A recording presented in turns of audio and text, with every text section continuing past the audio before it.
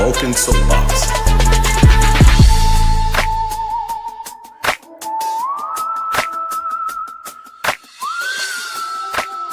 It's your show, Vulcan. Come on, man.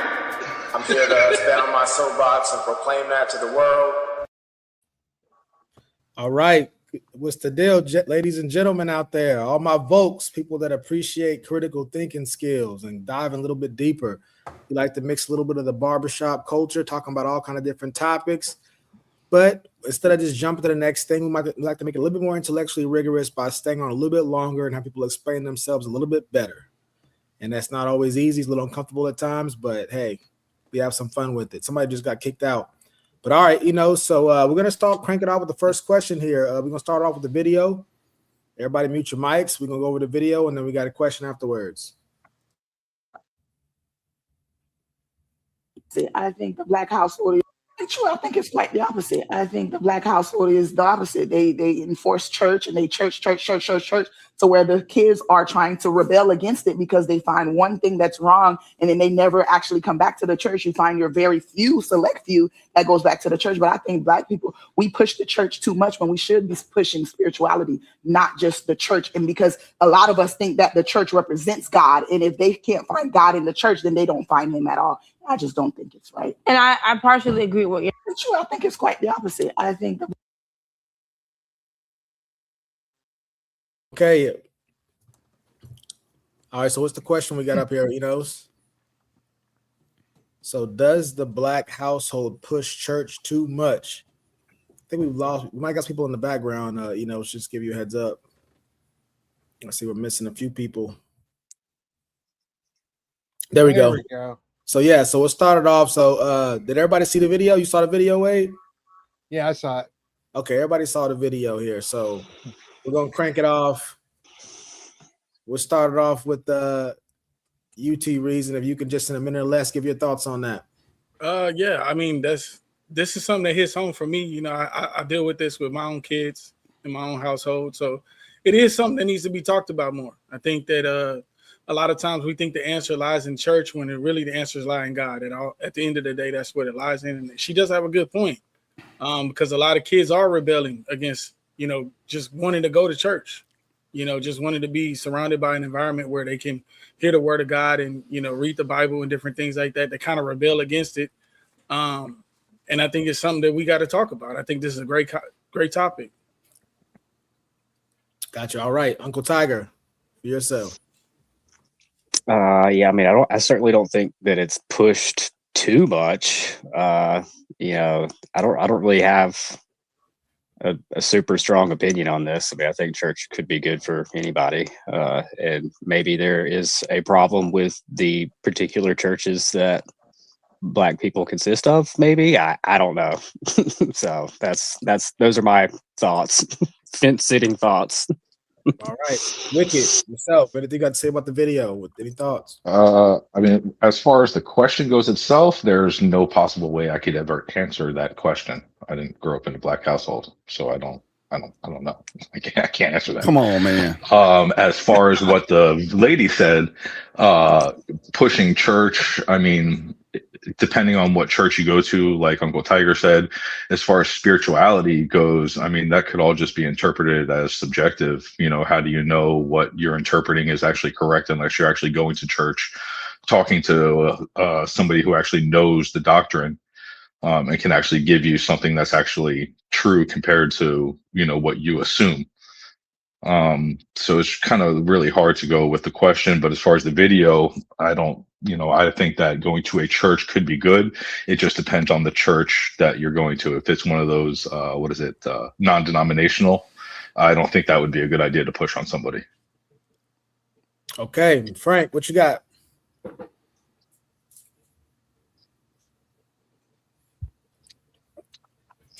Frank, you muted. Frank, you muted. You got a mute button. Frank, you there? Did we lose him? Another one bites the dust.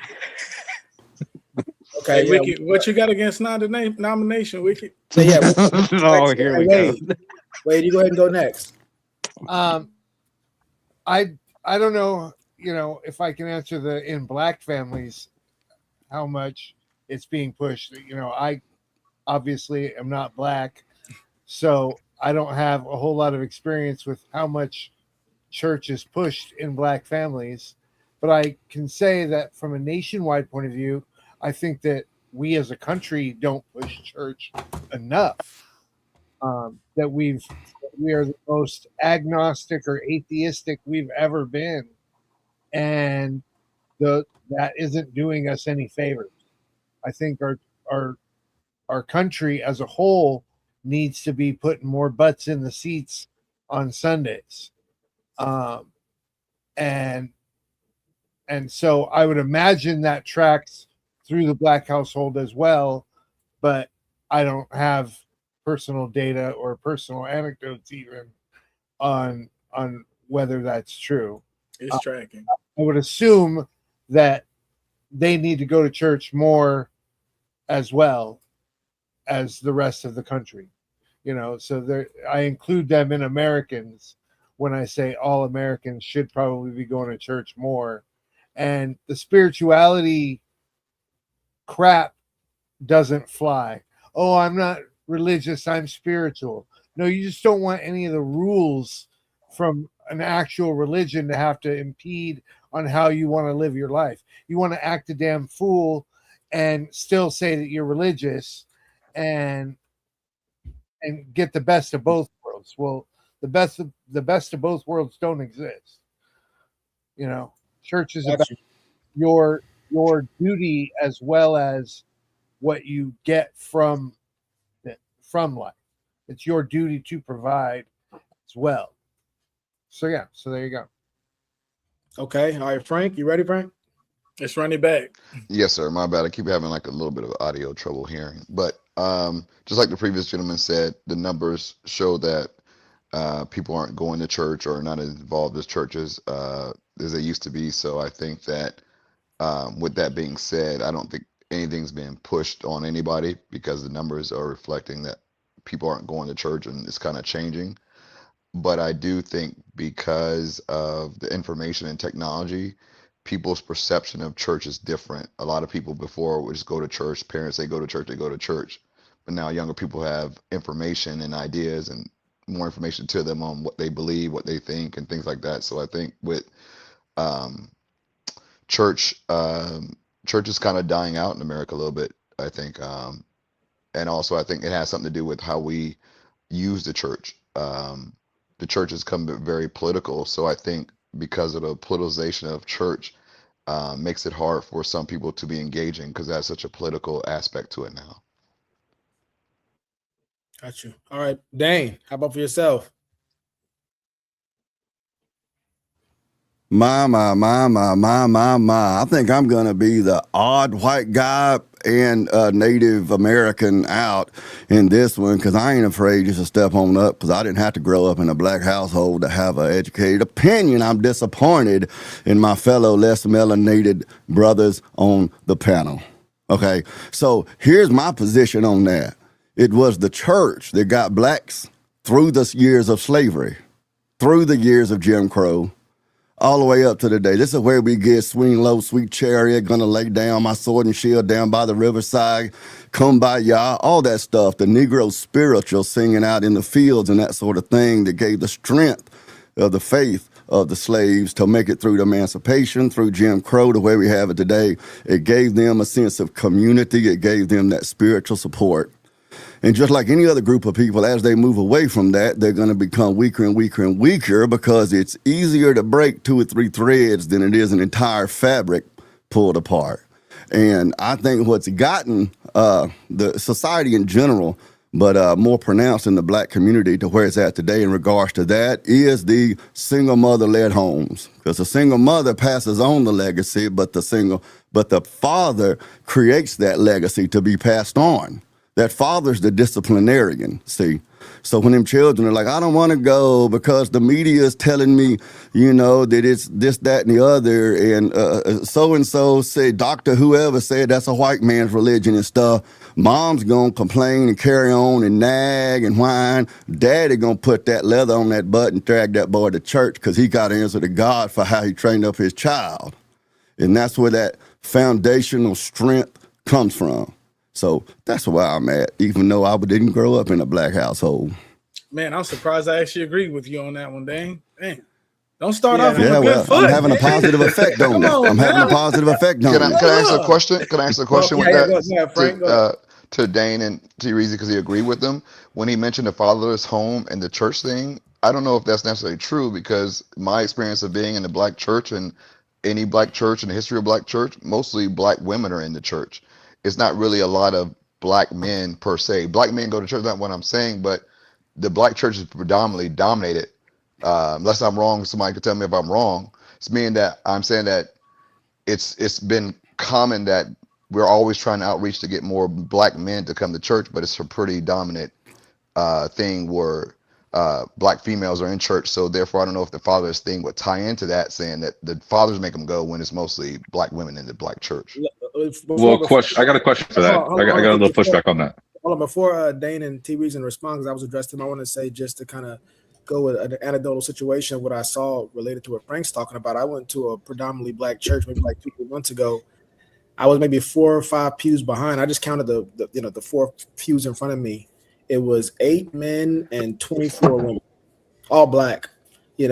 Just to kind of go along with what you're saying there, Frank. It was like the ratio was 3 to 1.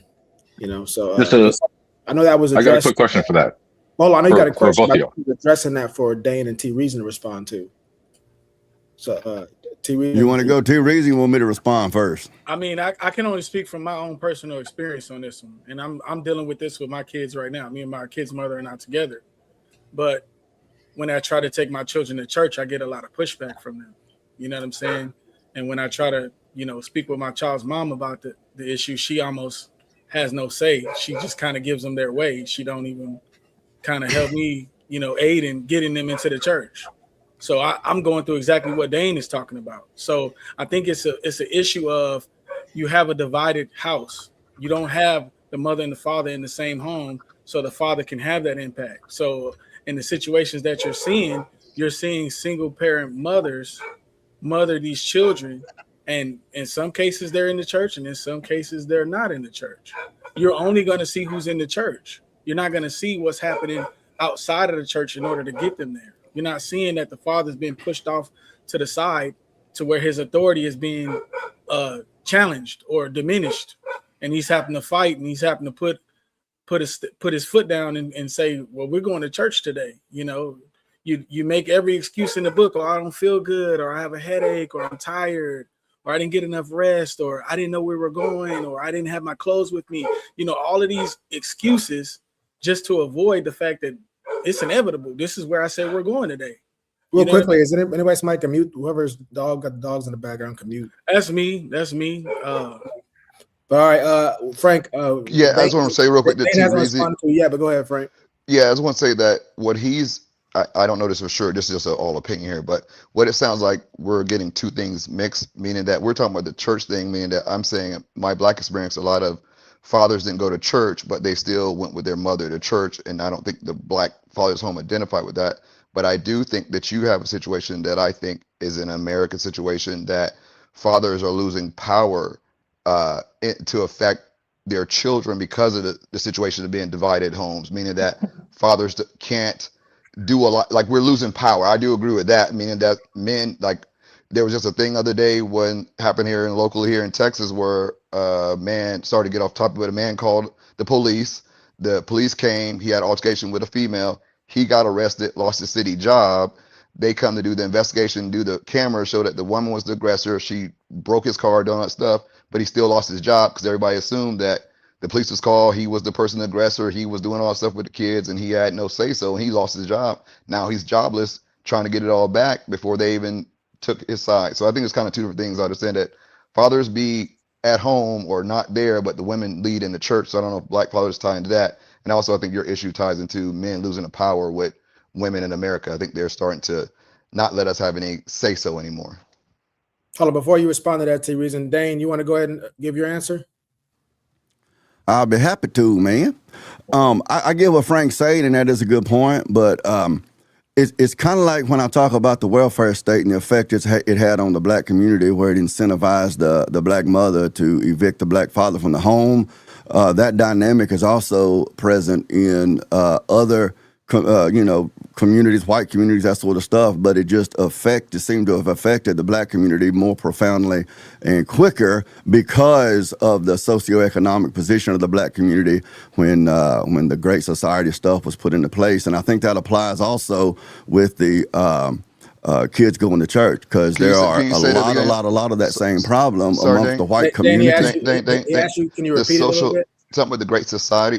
I don't understand what you mean by the Great Society part. Well, I was just making a comparison of how the LBJ's Great Society stuff and the welfare bills, how it incentivized evicting the father from the home, and then how that dynamic affected the black community sooner and quicker because of the socioeconomic position of the black community at that time.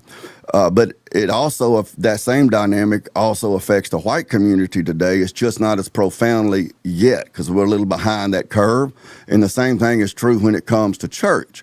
There's a bunch of white kids that are not going to church anymore, and they're agnostic or atheist or spiritual, which I'm spiritual really means I want to be a good person and still screw whoever I want. But there's that kind of stuff in the white community too. It's just not as profound or pronounced as it is maybe in the black community, because the single mother homes are not as much right now. But as that grows, it'll get just as bad. But ultimately, there's a difference in the black father not being at home to make sure his kids go to church, whether he goes or not, and the black father not being at home at all, like T. Reason says, seems to be his position, where come Sunday morning, that black father's not there to make sure those kids get up, get their drawers on, go to church with mama. The Protestant church in general is very feminized because of the lack of men in the church, but the Protestant church in general, and I'm one of them, the Protestant church in general is a very feminine sort of an atmosphere that a lot of men don't want to go to. There are many aspects to it, but ultimately, because I want to make sure, Frank, you anything you want to say about what T. Reason and Dane said, or did they satisfy what your question was? Yeah, I understand. We have different opinions. I just feel that it's not really fair to push a lot of things on the black fathers when you have to talk about there's molestation, there's scams, there's a great deal amount of churches. All these things will kind of be a myriad, I think, to affect the church more so than just black fathers in the black community not being there, kids not going, meaning that and I'll use black community for example, dealing with the social economic part. A lot of black people push back, and this is my opinion. I don't have any data on this, but a lot of black people conversations I have is about the money aspect. It's not really religion. It's just that the money, the desire for money or asking for money, and these prosperity gospels have really turned a lot of black people off into the church more than fathers not being there. I think there's a lot of things going on, and I think being black, that I think that we may have a little bit more say so on that because we're actually living that experience. And I'm saying it's just not, from the outside looking, I think it's okay to say black father not being there, but being in the pews and being around people, like I know for sure that like the molestation, the scams, and that prosperity gospel the last 40 years has really done a toll on people, because people are saying, I'm giving all my money to the church and not doing nothing for the community. A lot of things have changed on the administration of the church and what they do for the community. So I think that's a lot to do with it as well.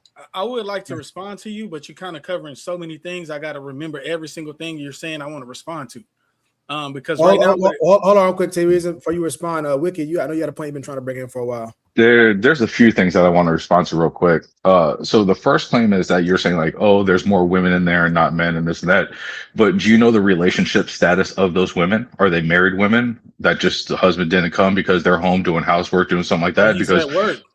Or he's at work or something like that. How do you know that they're single women? You know what I mean? That's the first claim. And then the second claim you said you're talking about because of molestation and stuff like that. Do you know that there's more molestation in public schools than there is in churches? But they still send their kids to churches, their kids to schools like it's nothing. Damn, Wiki, you doing my job for me, man.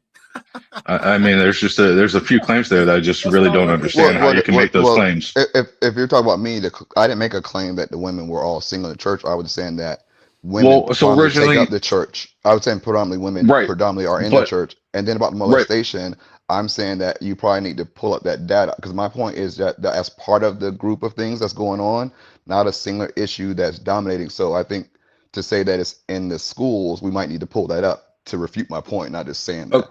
Okay, but the thing is, their claim was that it is single women in the church, and that is why that is happening.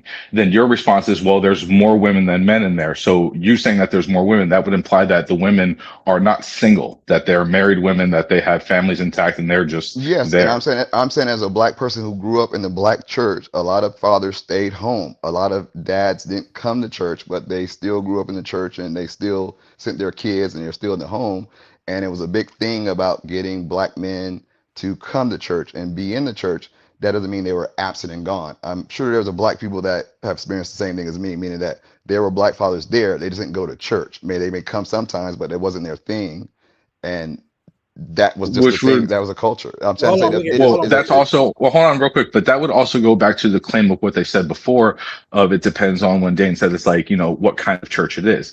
Most men like actual structure. A lot of churches right now, they're about feelings and how you feel and how Jesus makes you feel and how you feel towards him and all happy, hippie, loving. When in reality, that's what most women are attracted to, and that's why they go there. If you look in Orthodox churches, Catholic churches, they're more attended by men because there's actual structure and form to it, which is what men are more attracted to.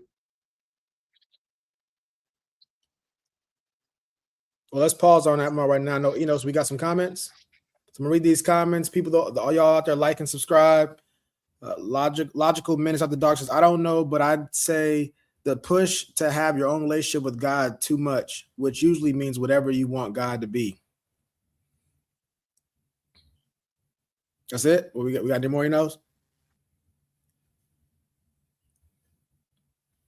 Oh. Okay. Thank you, Titty Bug. I don't know if he's gonna pop back up or not, but Vulcan. yeah. To the Bug, gifted 5, the Powdered Dusty membership. Yes, sir. You got to give them away. See, that's what it is. Okay, yeah. So let's go ahead and bring. I didn't to you. You bought yours. Logical Minute says, let's keep it a buck. Most dads, no matter the color, are watching sports on Sunday. That's true. Great distraction. Yeah. So yeah, I think that's probably it. So the Powder Dusty, you got anything you want to say about this? And Wade, you up next? I didn't catch the very beginning, so I don't know what the issue is that's trying to be addressed. But I do think that one, from what I heard, like church attendance is declining everywhere. I don't think it's a black community issue. I think it's just a organized religion issue. And I mean, I hear what people are saying about church needing more structure, and that's what men want. But I don't know. I don't necessarily agree with that. But I'm probably the only not religious person on this panel, so I'm one of those people who's not going to church and not bringing my kids. So. Cool. All right, Vulcan. Yes, Could I just say real quick? Could I just point out that to say that for Frank to say that his opinion carries more weight because he's black because he grew up in the black church in the black family, it's sort of a reverse ad hominem because it's actually saying that those of us with less melanin, that our argument is failed or weaker because we're white or whatever. So I just want to point that out, and it's also an appeal to an authority. It's like women who tell men that until they have a uterus, they can't really have a valid opinion on abortion. So, I just wanted to point that out because fatherlessness, slacking church attendance, and those sorts of things that come from fatherlessness affects human beings. It's a human problem. It's simply more pronounced in the black community. And I don't understand why some people in the black community think that those problems are somehow or another really unique to the black community when really it's just a human relationship problem. Let me address it. Go ahead, Frank. Okay. I think a better analogy with the women wouldn't be abortion. It would be like childbirth, something specific that they can do, meaning that no matter what you say, well, you can't talk. A woman's going to know more. Okay, I guess this is I feel this is empirical, but I'll just say it and we'll take it as opinion to you, Dane. I think that a man cannot tell a woman anything about childbirth because a man can't have a baby. I don't think that you can tell me more about the black experience have not lived the black experience. Meaning that if I spent my whole life dealing with black people and a black experience in a black church and a situation, I have authentic. It's like being in the Marine Corps. Like if you didn't be in the Marine Corps, you can't tell me more about the Marine Corps from any movie or book you watch when I served in the Marine Corps. That doesn't follow. That doesn't follow because it is impossible. It is biologically, scientifically impossible for me to birth a baby. That doesn't mean that doesn't mean that things that are a part of the black community, like what we're talking about, which is fatherlessness and its effects on the community, that is somehow another unique to black people. That's a human experience. You can't know about being black and fatherless. Can I finish what I'm saying? Can I finish what I'm saying? Can I finish what I'm saying? Thank you.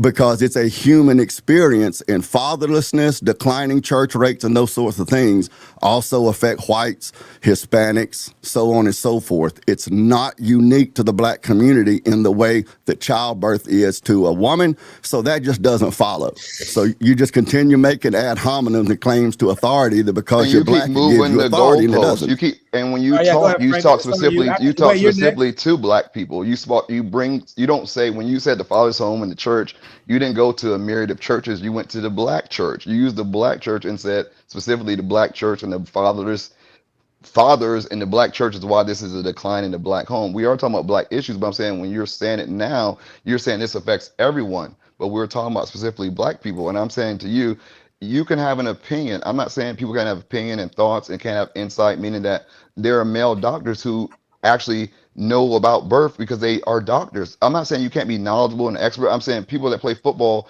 may not ever run on the field and could coach it up and know good things and techniques. That's not what I'm saying. But I'm telling you specifically, you can't know more about the black experience not being black. That's just crazy. And that is an appeal to an authority, which is logically fallacious. Before that, Wade has something he wanted to say real quick for you to respond. It's just fallacious. Colonize his experience, Dane. Let me give you an example. My wife has had 4 kids. I was there for 3 of them. So I was in the delivery room for three births.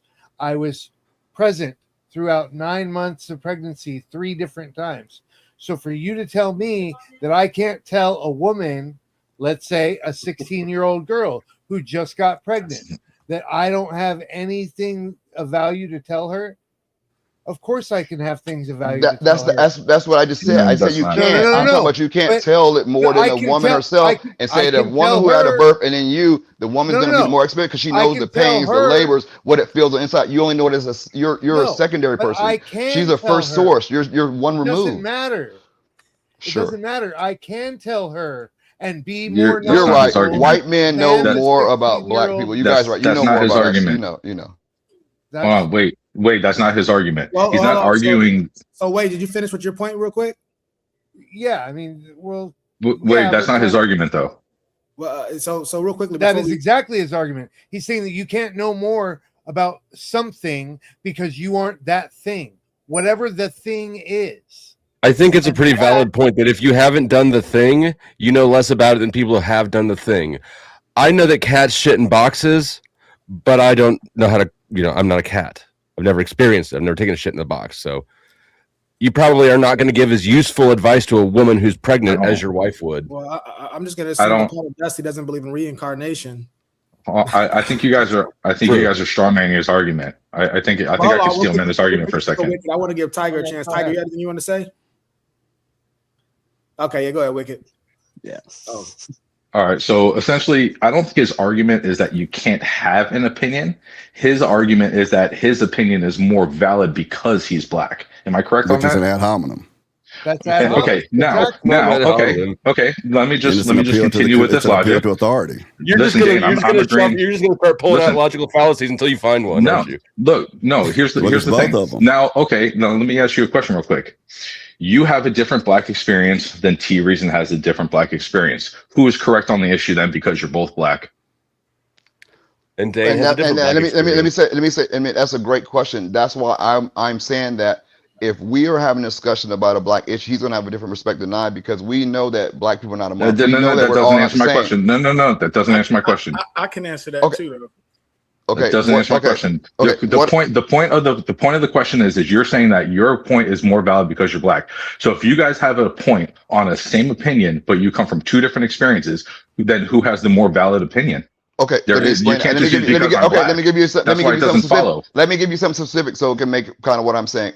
Let's look at a city issue. Say it's a predominantly black issue in a school, and things are bad in that school. I'm saying that him and I, being black, may know the experience of what the black kids are going through and some of the hardships and understand that we're going through. And I would think that we will be allowed to be involved in making a decision to help those kids in that area who look like us, who experience things like us, versus people who don't like me making decisions on it. Meaning that I'll give you empirical evidence of it with Baltimore and Maryland with a black governor. They have been having a lot of murder issues, but because I think that they are black, they are trying in a different way that they know will, because they've been around, they went to school with those people, they've talked to those people, they know that street. They're trying a different approach because they've lived that experience. They know what that kid's going through versus somebody who lives in a different county or police out of a different county or never lived or done that experience, trying to administer and give help, that sometimes isn't able to provide the best solutions. So Listen, I'm I trying to say understand that that, point. What if it and was a that's what white I'm kid trying who to, lived in that and community? that's what I'm trying to say with But that's what I'm trying to say in this situation with the church, that him and I can have a different opinion, but our opinions will have more weight because we're talking specifically to a lived experience and someone who's looking out, meaning that their what outside if look could be Lived biased, it could be experience. tainted, what it could be filtered to other things, meaning that No, he no, has no, his no, no, own no, life no, that he's no. lived. Hold on. No, He you're can't changing go it. You're then take changing his words. No, okay. no, you're changing words. You just said you now. Hold on. Your first argument is because I am black, I have a more valid opinion. Now your argument Then a is white because I man, live. then Oh, a no, no, white no. Let me man, then a finish. white No, man. Yes, let me because finish. I Let me have to be finish. Let black. me I have to finish. live in my black Let me skin. I have to day to finish. day live Yeah, that. you can't answer a question that I didn't finish. Your first argument, because you're moving the goalposts, you said because I'm black, I have a more valid opinion. Now you're saying because I live the experience, I have a more valid opinion. You keep switching it back and forth. What if there was a white kid who lives in the same exact neighborhood as you, grew up the same exact way as you, but had a different opinion? Would that make his opinion less valid because he's white? No, it wouldn't. Because by It your depends on what we're. logic, if It he, also depends on what we're talking about. If we're talking specifically about the black church, if he never went into black church, he what if wouldn't he went have to an a black? opinion. What do you mean? Then if he He lives lived in the and same community. if he lived in the black Listen to church my and went to the black, then parameters. he would have an opinion. Then he would have an opinion. He would have an But was opinion. it Yes, he would is have it an just as opinion. valid? But is it just as valid because he's white, or is it less Yes, valid if because he's he's white? lived that experience and he's went to the church, if he was a black child, if he went to But you're moving a the black, goalposts. no, what I'm saying that if he went to a black church, his opinion would be more authentic than Dane's. Yes, if he's lived that experience and done that thing, he can That's a speak about complete that ad thing. hominem. Okay. So now here you It's go. not So, an add-on. Hold on, but real that, quick. but Hold on, that, real quick, y'all. We got some comments real quick. Go ahead, Enos. We got the comments. Resto Chesto says, Buddy got some earphones on that they give you on the flight. Lots A of rocket my a tiger. squirrel. the butt. Oh, yeah, I think we already did this. Did this one. One big pond. There's a lot of blank stares going on today. Taylor Grift, Angry Flow. Raging Patriots' bro is in a bunker. You need them antennas sticking out. Resto Chesto, his headphones strong as hell. Y'all are tweaking Man, they're out. coming out for Uncle Like, Tiger. only the headphones? Well, if I don't use it, I can't hear. The phone's not loud enough. So, What, Tiger? What was that? Fallacy oh, Dane. shut up. Hi. If What up, Burger Kind Crowns? Gas mask. Raging Patriot, his headphones automatically connect to satellite. Oh, man. I'm about to leave. I'm so hurt. Logical Minute says, so white people should have never held black slaves. Right? Vulcan, Fuck you up, if I could just Resto Chesto, MFers walk around the hood with Frank headphones and swear they ain't got a wire on. Okay, do you have to read every single one? I get it. The headphones are ridiculous. Okay, hilarious. But that one wasn't for you. That was a. yeah, for Frank. Okay. It's possible a white person can understand the black experience more than a black person. Yeah, we all grew up with BET. Come on now. I'm hip. I'm jiggy with it. Have been conquering and getting conquered since forever. All right, so Vulcan. that part right Vulcan. If I could just defend my claim that Dusty keeps trying to refute here, it's an ad hominem for Frank to say that his opinion or his argument is more substantial because he's black, because what he's actually saying is that my argument is weaker because I'm white. That is an ad hominem because he's not speaking to the argument itself. He's speaking to my characteristics to try to defeat my argument or advance his by talking about me being a white guy. That is to the man, which is what an ad hominem is. So an ad hominem is not anything that negates your point or undermines it. An ad hominem is specifically a personal attack about you. So no, it is saying not. that you say pointing out that you're white. Yes, look it up. Look it up. I don't have to look it up. I have an education. And ad hominem I have is more when education. when your refutation, when your attempt at a refutation is addressed to the man. It doesn't have to be an attack. How are we going to negate For this instance, impasse then? if I were to say, that someone I'm debating with, that their argument was wrong because they're Catholic or they're not American or whatever, that's not me insulting them. That is me using something about their personal characteristics to try to defeat their argument. But it's that's something relevant, which is an ad hominem. Relevant. It's something relevant. Okay, it's Vulcan. If I said I went to med school, I know more about surgery than you do. I don't care where you went. An ad hominem does not have to be an insult. You stupid debate bros think it has to be an insult. It doesn't. An ad hominem is whenever your argument is addressed to the man. That's what the word means. Ad hominem. It doesn't have to be an insult. How much longer are you going to filibuster for? Yeah. Well, so I was saying real quickly, let's give our closing comments on this one before we go to the next one real quick, y'all. We still got a lot more to cover. So in 30 seconds or less, T-Reason, what you got on the topic?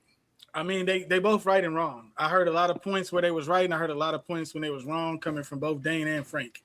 I do agree with Frank to a degree because when you have two doctors talking about a subject, they can still have disagreements, but they went to school for it. So that's the same with the black experience. We grew up black, so we can have the differences, but we went to school for it. You see what I'm saying? But Dane can also be right too because Frank said you can't tell a woman about childbirth. You have male doctors telling women about childbirth all the time, and they're more knowledgeable about the women that are coming in there with pregnancies. These are men. So you can't necessarily say, well, because they're a woman, they automatically know more about pregnancy than a man just because they're a woman. You have many men who've studied this stuff, who know how to do childbirth front ways to back ways. They know what's going to happen in every trimester. They know what's going to happen before, during, and after the child is born. And that's who they go get their information from. So they're allowed to speak on that situation. So what from Dane's expertise, he could be a doctor at this point. From what he's seen, we don't know. We got to listen to him and hear him out. And so far, what he said so far, as far as with the black church, I agree to some extent. He's been, for the most part, he's been speaking some truth. So we got to hear him out a little bit. But Frank is also right in saying, well, I lived the experience. It's like me going to somebody else's house and telling them what it's like in their neighborhood. I didn't live in their neighborhood, so I can't tell them what goes on in their neighborhood. I didn't live there. You see what I'm saying? So that's where Frank's kind of having a disagreement with Dane. Is Dane's trying to tell him what happens in his backyard, and he lived it his whole life. You can't tell somebody that. You're after Powder Dusty, Frank. So Powder Dusty, you're next. Minute or less. Yeah. Okay. An ad hominem is appeal to feelings or prejudice rather than intellect, and marked by being an attack on an opponent's character. So questioning your qualifications is not an attack on your character. It's actually relevant to the claims that you're making. But he's you not lose. questioning my I've got more education. based on my qualifications. Examples of ad hominem would be like, you're fat, you're old, and you're uneducated, and I know more than you do. That would so. All right. Thank you for proving my point. So you're white and you wouldn't know isn't an ad hominem? Frank, it's on you. You got a minute. You haven't done the thing. I was just going to say that I do think that I'm open-minded, and I do think that what the two gentlemen said about the experience, about the doctor and the white kid going to the black church, and I think those two things intersect with education and time and spending in that environment, and I think that's the key. And I think that if my opinion, I don't know Dane personally, I would like to. He doesn't have to do anything he doesn't want to do. I'm not telling him to do anything, but I would like to maybe hear more of his experience when he says those things, because to me, without that experience, it lacks maybe the credibility from my lived experience when I hear it. That's all. All right. Wick, it's on you. Let's see. I mean, there's so many places to go here. I mean, if you want to go back to like how we said with the doctor thing, do you know that like every pregnancy isn't the same? So, I mean, how could women know exactly what they're getting into because they've never been pregnant before? So how can they have more opinion on something they've never experienced until they've actually experienced? I mean, just for saying because you haven't experienced something or you have experienced something doesn't give you a more valid opinion. There's people who haven't experienced anything who might know more about something than somebody who has, because guess what? Maybe your reaction to the experience was bad and your opinion could affect that, when actually the experience could have actually been good. But because you were scared of something, to give you an example, has there been times where you were like, damn, I don't feel like something's right, but in reality, everything was okay? Your experience doesn't always tell you if it's valid or not. So it's just kind of hard to say that I live this, so I have a more valid opinion than you do. Appreciate that. All right. Yeah. Tiger, on you. Minute or less. Yeah, I'm a white person, so I'm not allowed to have an opinion on this subject. So yeah. Thought you were light skinned. You're short too. You're short too. Yeah. And I have big headset too. So well, headset. I hope you're talking about your headset you're wearing on your head there. I hope you're not trying to be euphemistic. Euphemistic. Okay. No, so yeah. no euphemism. Well, sorry, Tiger. That's it on you. That's all you got. Yeah. All right. Wade, on you, buddy. What you got? All right. So just to point some other stuff out. So as far as the fallacies that we were talking about earlier, the fallacy that was actually being done is called the anecdotal fallacy, which the error in reasoning assumes that a single subjective experience outweighs broader statistical evidence or logic. And there's a couple other closely related ones. The appeal to authority is pretty closely related. Ad hominem is also related. But the long and the short of it is the problem with pulling out fallacies and calling people on fallacies is that sometimes they're true. Like, just because it's a fallacy doesn't mean it's not true. And so it could be true that someone has, that their lived experience does make a more compelling argument.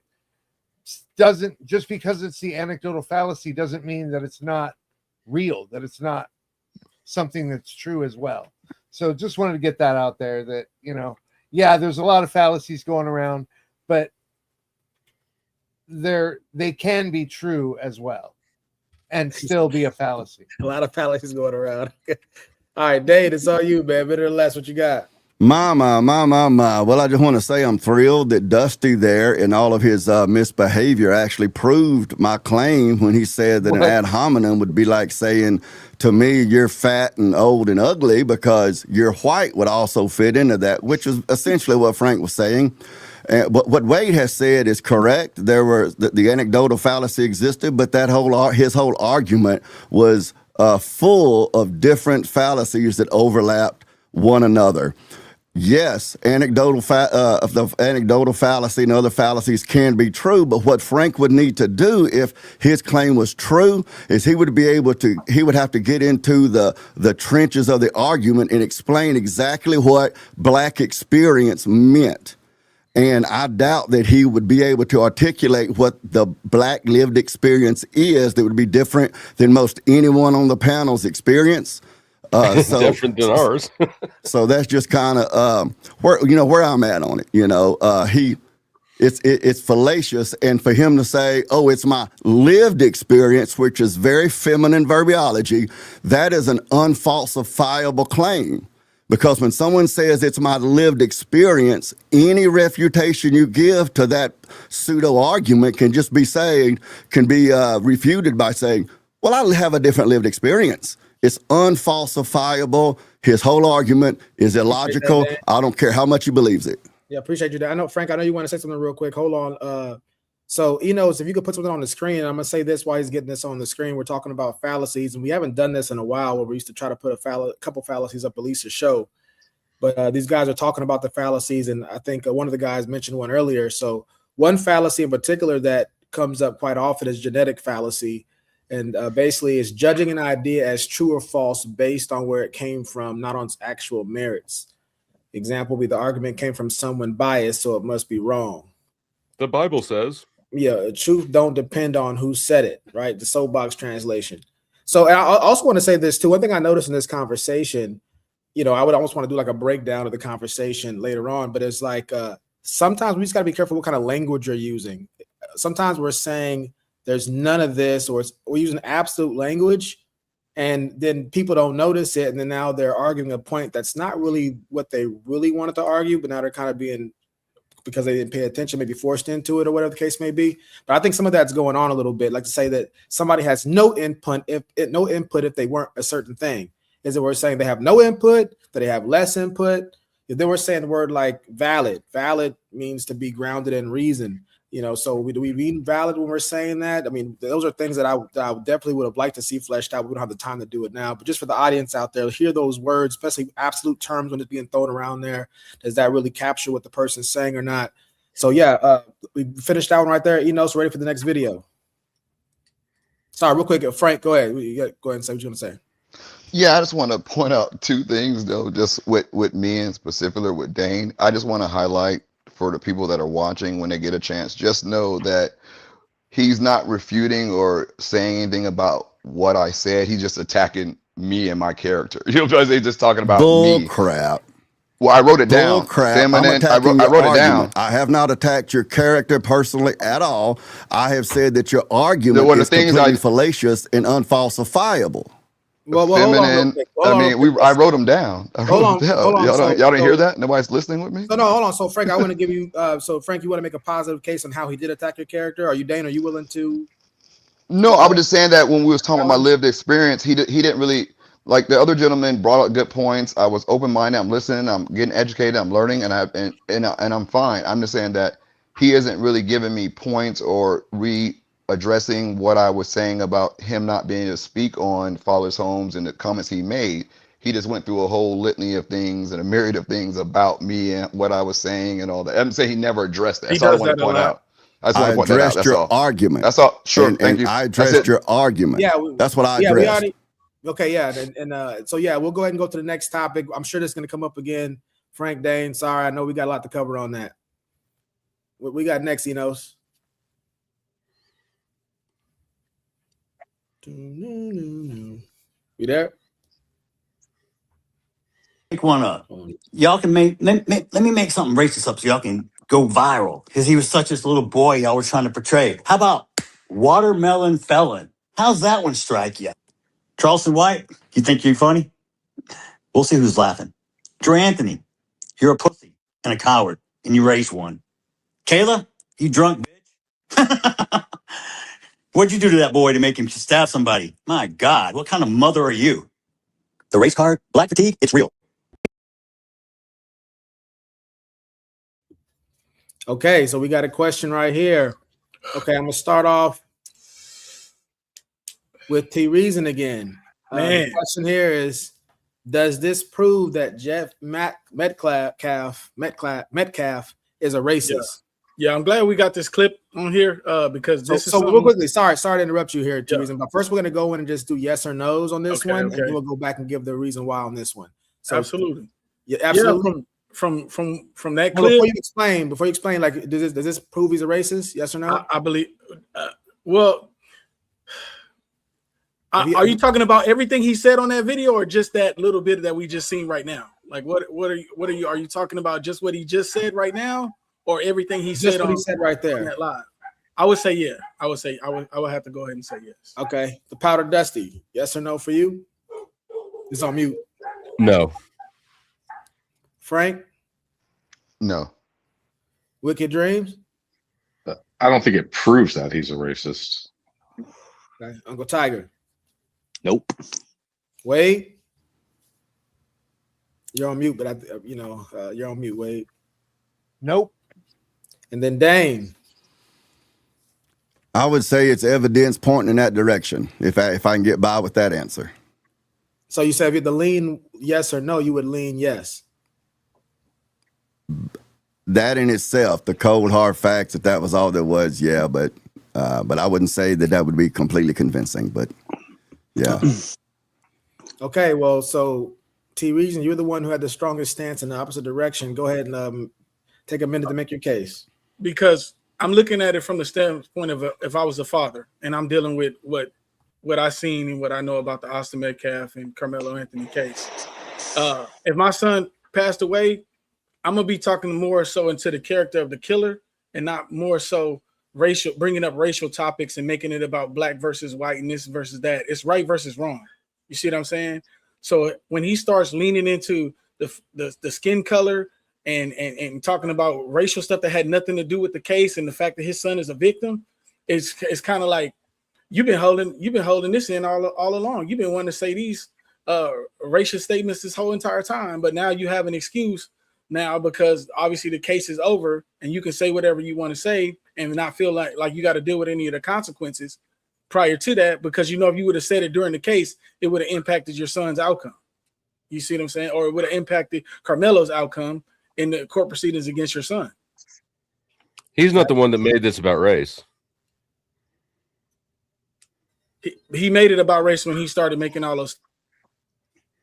Okay, well, yeah, Powder Dusty, you're next up anyway. What are your thoughts on that? Yeah, I think that the media and society at large made this case about race from the get-go. I don't think it should have ever been made about race. I think that people exploited the situation for their own personal racial agendas, and that the incident that happened between these boys got completely obscured by all the adults in the country around them, trying to take it and co-opt it for their own personal agenda and feelings. I think that's bullshit. I think it's a disservice to both Carmelo and to both families, everybody involved in that situation. I think the race baiting is a disservice to everybody, and I think that he's fed up with it, and rightfully fucking so. His son died, and the whole country is just race baiting it into a nonsense situation. I think it's absolutely reasonable to be frustrated by that and to throw him back something to play with. All right, Frank, on you. Yeah, I said no because I'm being generous to him. The fact that his son is dead, and I know most white people. I said before on a previous podcast, they only do the racist thing when they're comfortable or in a situation where they can get away with it. They're not going to be in a room full of black people. He wouldn't say it in the courtroom or in the hallway or directly to the parents. So maybe it's not in his heart that bad. So I think he's probably just wounded. So I give him a pass on that. Wicked. So I wouldn't say that it proves. I would agree with Dane where I say if you take just that clip alone, it would definitely lean towards that assumption. I could agree with what Powder Dusty was saying. First off, he wasn't allowed to say anything because the judge had a gag order. From what I understand, he had a gag order where he wasn't really allowed to speak about anything until the case was over. I could be wrong, but that's from my understanding. From what I heard is that he had a gag order and couldn't say anything. I don't know what that pertained to, but I don't know if that could affect him saying anything.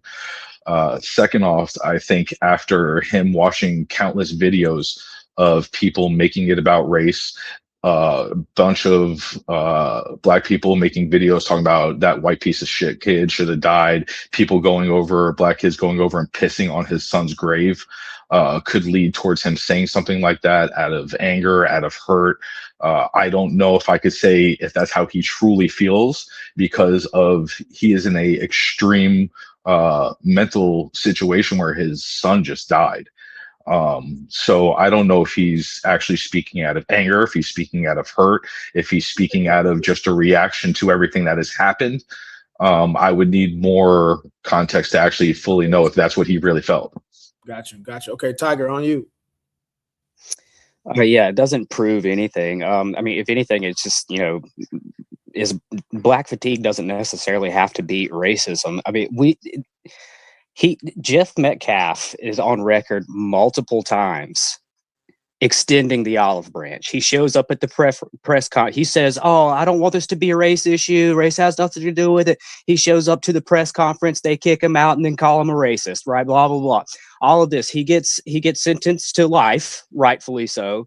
and then black people just call us racist again. It's like, how many times are you going to how many times do you attempt to reason with people who refuse to be reasoned with before you're just like, okay, well, I'm taking my own side, so that's not racism, that's just taking his own side.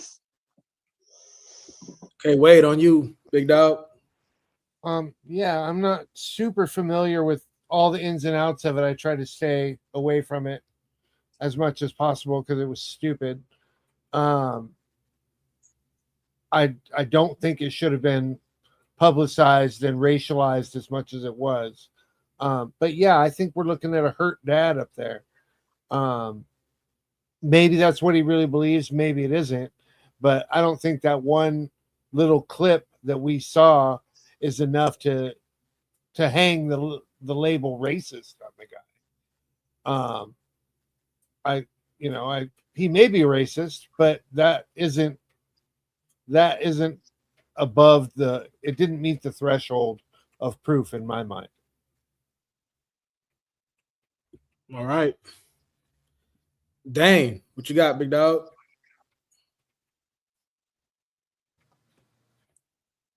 You on mute? My. Here I am again. I think that it is absurd that people in the culture today seem to think it's so easy to show that someone is or is not a racist. It's such a nuanced, complex issue. For instance, you could look and say, well, that man adopted black children, so he must not be a racist. Well, you don't know that, because in his mind, he might say, well, I'm saving those black children from black families that are going to turn them into criminals. He would be a racist, you see. So it's not as easy to say because of X behavior he is or is not a racist. But I stand with some of the other people on the panel. I've raised 5 kids of my own. I couldn't imagine what it's like to lose a child. I think personally with this guy that all of the things that he said were undeniably racist. Watermelon felon, I mean, come on, man. I mean, you can't say that's not racist statements. But was that something that he walks through his life when he sees black people and he thinks felon? I bet he loves fried chicken and watermelons, all that other kind of slurs. Or is that something that in his pain and his hurt, the low-hanging fruit, what is the quickest, easiest thing for me to use to insult this person to feel like I'm getting some of my power back? Because I didn't have power to defend my son. I didn't have power during this trial to speak out. People in the media have been hounding me and my family the whole time. Now I'm trying to feel some sense of defense and power in my life. What's the cheapest, lowest calorie way to get it? Well, I'm going to make these racist statements. I don't think that convicts him of being a racist. I think it's kind of like a man who his wife runs him around and he might say, well, I'm not henpecked, but I have hen house ways. I don't necessarily think the man's a racist, but that is some racist ways that he did in that video. So, I mean, I would be suspicious, but I wouldn't say that closes the case on it. Okay. Well, Enos, we got any comments? Smoking Spaceman says, how's watermelon felon racist? It comes from Kirby Cartoon episode 35. Kirby is accused of stealing a watermelon. If we got to explain that to you, come on. And Kirby is effing pink with the F. That is the lowest IQ question I've ever heard. I think that's the last one on that one right there. So T Reason, you had the strongest opinion. You've heard people say that they think it leans that way. It's not that way. You got anything strong you want to say about that, or you think that people are being too reasonable about it? I like to be fair across the board, and that's not what we're seeing here. You know what I'm saying? When you got people making statements, and then you got what Uncle I really want to cross-examine Uncle Tiger on this issue because he said he deserved life in prison. A 35-year prison sentence for a first-year offense is crazy to me, especially for somebody like Carmelo, given the circumstances. 3.7 GPA. So hold on, before we go to that direction, anybody else want to cross-examine what we're on so far? If not, we can go ahead and go into that part. Okay, sound like we're good. Okay, Uncle Tiger, you willing to do that? Sure. All right, T Reason, go ahead. Yeah, so my thing is, you feel very strongly he deserved life in prison. Did you feel the same way about some of these other court cases that we see in Texas, where we see someone defend himself with a knife and stab and kill somebody and do a 10-year sentence? You see what I'm saying?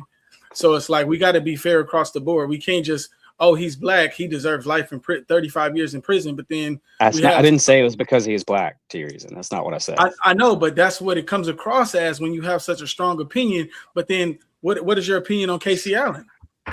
How does it come across? It doesn't come across that way. That's just what you hear. No, it does come across that way because, like I said, how do you feel about that case? How do you feel about? You're asking me how I feel about a particular case of which I know nothing about, or is that what you're asking me about? So you've never heard about Casey Allison? You've never heard about that case? Okay, so let me tell you what happened. So basically, can I say something? Can I say something real quick because I want to support you on this? Sorry to interrupt you, but that's part of why he was saying it, and I feel the same way, is because there's context to all this, and I took the same feel of what you were saying, and part of why he asked you about that name shows that it's not an equal justice system, meaning that we both know about the Austin Metcalf, we all know about that. But this particular case he brought up, you don't know about that, and that is why people outside being indifferent. I just want to say, no. But it does. It matters. But it matters why the people outside saying kill the guy and piss on his grave. Are we talking about the Austin Metcalf thing, or a completely different trial? Okay, we're talking about someone getting killed. We haven't given Tiger a chance to address what's been said. Go ahead, Tiger. I understand. Well, there's nothing to address. I haven't been given a relevant question at all so far. So I don't. So the question is, do you want to see the same thing across the board? Is that what you want to see? Okay. So the problem that we have right now is that's not what's happening. So when you're so vocal against so giving Carmelo Anthony a different sentence won't solve that issue, to your reason. Yes, it will. Giving him a lesser sentence will this one has gotten more. This has gotten way more publicity than the other one. Now we can see the hypocrisy because what we're doing where's the hypocrisy, T reason? Where's the hypocrisy? It's not fair across the board. We're not giving the same sentencing. That's not my fault. That's not Austin Metcalf's fault. That's not Carmelo Anthony's fault. It's right. We're talking about a particular case. If you can show me a case and say, see, here's where this happened, I'd be like, okay, yeah, that's wrong too. Exactly. Okay, that doesn't make me a hypocrite. From people that have a strong stance like you. I just want to make sure that we make that clear because what do you mean, people like you? People that have a strong opinion against. Excuse me, sir. How dare you? That's racist. So what about me? Because I disagree with Tiger. I think that I would have liked to see Carmelo Anthony get off, but I agree that now with it's Tiger, 3-on-1. Okay, all right, 3-on-1. I don't know who you were talking about either. So does that negate my point? Since I don't know. You didn't have such a strong opinion that he deserves. You're right. Okay, so since my opinion confirms yours, since we have the same opinion, the thing that used to disqualify him doesn't disqualify me. Now my opinion was too racist. Sorry. Him now because now he needs to go educate himself to see why he deserves a lesser time. You don't need to go do that because you already have the right opinion. Okay, exactly. Why does he deserve a lesser sentence? Why? Because similar court cases under similar criteria, actually worse criteria. Well, why wouldn't you just say that those court cases, they deserve a worse sentence? They do. Rather than let's give the black person a lesser sentence because white man bad. That's the sentence that should be applied, but that's the sentence that should be applied across the board.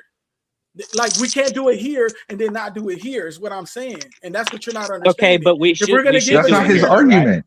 That is my argument. We should do it here, though, right? My argument is real quickly. When he felt like he deserved a life sentence, 35 years in prison, that's what started this whole interaction. Is he'll probably get out after 20 years and he'll do it. Hold on. So real quickly, Frank, go ahead and go. Then Wicked, you come on in. Yeah, I just want to say that the concern I had was you were saying that he needs to get 35 years. It doesn't really matter the years. It's more so like, do you have the same concern or were you visible to the same court cases that happened in the same county and how they administer the justice? Meaning that black people are upset about the case, not that the kid maybe doesn't deserve time or didn't deserve to be charged or whatever, but we feel there's two-tier justice. When there was a stabbing with the black kid, he got first-degree murder. There was a stabbing with the white kid, he got like negligent homicide. There was a court case with Botham Jean where there were 4 black people there was 4 black people on the jury. There were a diverse jury, and then the black kid gets all white people or all non-black people. So we're saying that how this situation is administered The is not defense fair. chooses the jury. No, sir. No, sir. It's not The that simple. prosecution, the It's not prosecution that does. simple. There's See, a you jury sound pool that is picked. There's a jury pool that's picked. You have various ways you can knock people out before they go through the jury process. Then when you get them in the stands, you can get rid of them. And there's other ways you can they talk. There's a big study Okay, on either this way, if about you this. show me a And the case last thing, where a white and kid stabs a black kid and gets a lesser sentence, then I will stand behind you and say, yeah, that's wrong. He needs a higher sentence. That's what right, we're asking. and I'll That get would it to be you, and then and also I'll give you another, and I'll give you another case. There was a But case in that's not Georgia, what you guys are saying. You're what I'm saying that saying, because he's what I'm saying, there's a black, two. he should What get I'm a saying, lesser sentence. there's a two-tier justice system, and we're saying that things are Mhm. publicized and not made race-based by black people. Is made by people who have the ability to put things on the news that can channel that and put the message they want. For example, there was The father of the white guy. There was deceased a white guy went who out of went his into. way to Let me finish the not statement. Let make me it a finish the race statement. You issue. can finish your statement. Let me Hold on, finish the Tiger. statement. Let me finish the Tiger, statement. go ahead. You finish what you're saying, Frank, and then Trey, you I'm get saying that there was a black family at their home chilling. A white guy called them the N-word, some racial slurs, went to his home, got body armor, came back and shot up the place, and he got he got like $5,000 reckless bond. homicide. Yeah, like reckless homicide or negligent assault or something like that. Not attempted murder. We're saying that been a black person shooting up a white person's home, $1 they million would have got bond. attempted murder. Coming back with body armor and an AK would have got $1 million freaking bond. murder. Meaning that we're not saying that the dude shouldn't have got Okay, off. yeah, We're saying that that's the same wrong. place in the That's same wrong. place in the same But count, the people giving get less sentence or not charged the same, but Carl Anthony for sure got attempted murder and got his 35 years. Same people do it and get probation. That's all we're saying. All right, Tiger, go ahead and respond to that, Tiger. Yeah, okay, that's wrong. Okay. Everybody should be prosecuted to the fullest extent of the law, no matter what their race is. Okay. Everybody knows that. All right. But that doesn't Everybody fit. don't know Giving that. Carmelo Anthony a lesser sentence for a heinous crime does not fix that issue. It doesn't. That's You crazy. know what's That's actually madness. racist is all the assumptions and talking points around this, where the victim's dad is getting inspected for months over whether or not he's racist because his son died, and now T Reason is saying if you're not an advocate who's aware of all the cases that happen with stabbings, then that implies that Yeah. that's your prejudice. And look, it's not white people who have been talking about nothing but Kamala Anthony for months. It's not. You're muted. It's true. Real quickly, while we're doing that, Enos, we got any comments?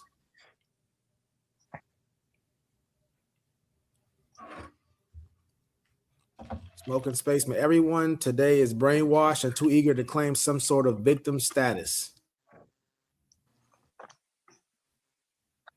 The panel verse. Dane, how's the sister wife? I went to Dane's once to pick her up for a date, and he ran out of the house and said, "Look here, trash. White trash.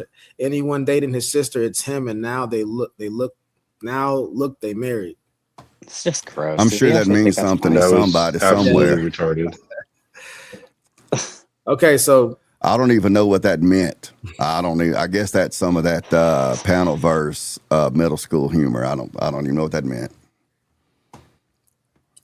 Oh yeah, that's exactly what it is. Just wants to see you hit the hammer on the nail, buddy. You're a genius. You deserve. Don't give him that much credit. He deserves. T Reason, don't give him that much credit. I think and a heart-shaped sticker.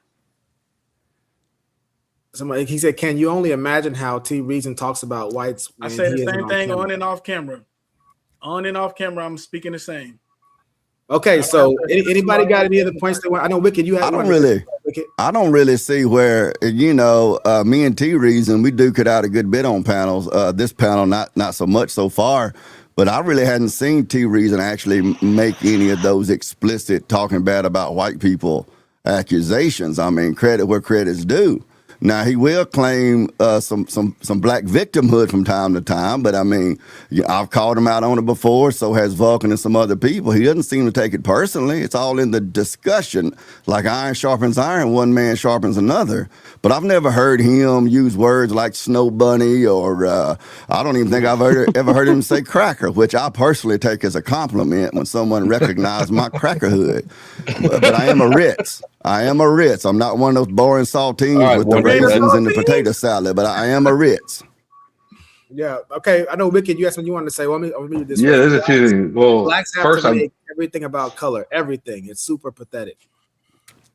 All right, go ahead. That's a cop out because majority of the time we ain't even talking about racial issues. But as soon as we start talking about racial issues, now we make everything racist. Nah, we just acknowledging with the elephant in the room, and you just want to pretend like it's not in your face. You just want to move around it. No, it's not the same. That was a lot of code. With this case in particular, the race baiting was off the chain. That's why I try not to pay attention to most of it. But at this point, it's ridiculous. It's everywhere. Every bit of Black YouTube is completely obsessed with the Kamala Anthony case. Something like this actually almost exactly happened at my high school when I was there. A kid got stabbed in the parking lot and killed. And it's just like these things happen. It should be about the actual situation, the kids involved, but the whole country is so caught up in their own bullshit that they turned the whole thing into a race bait fiasco.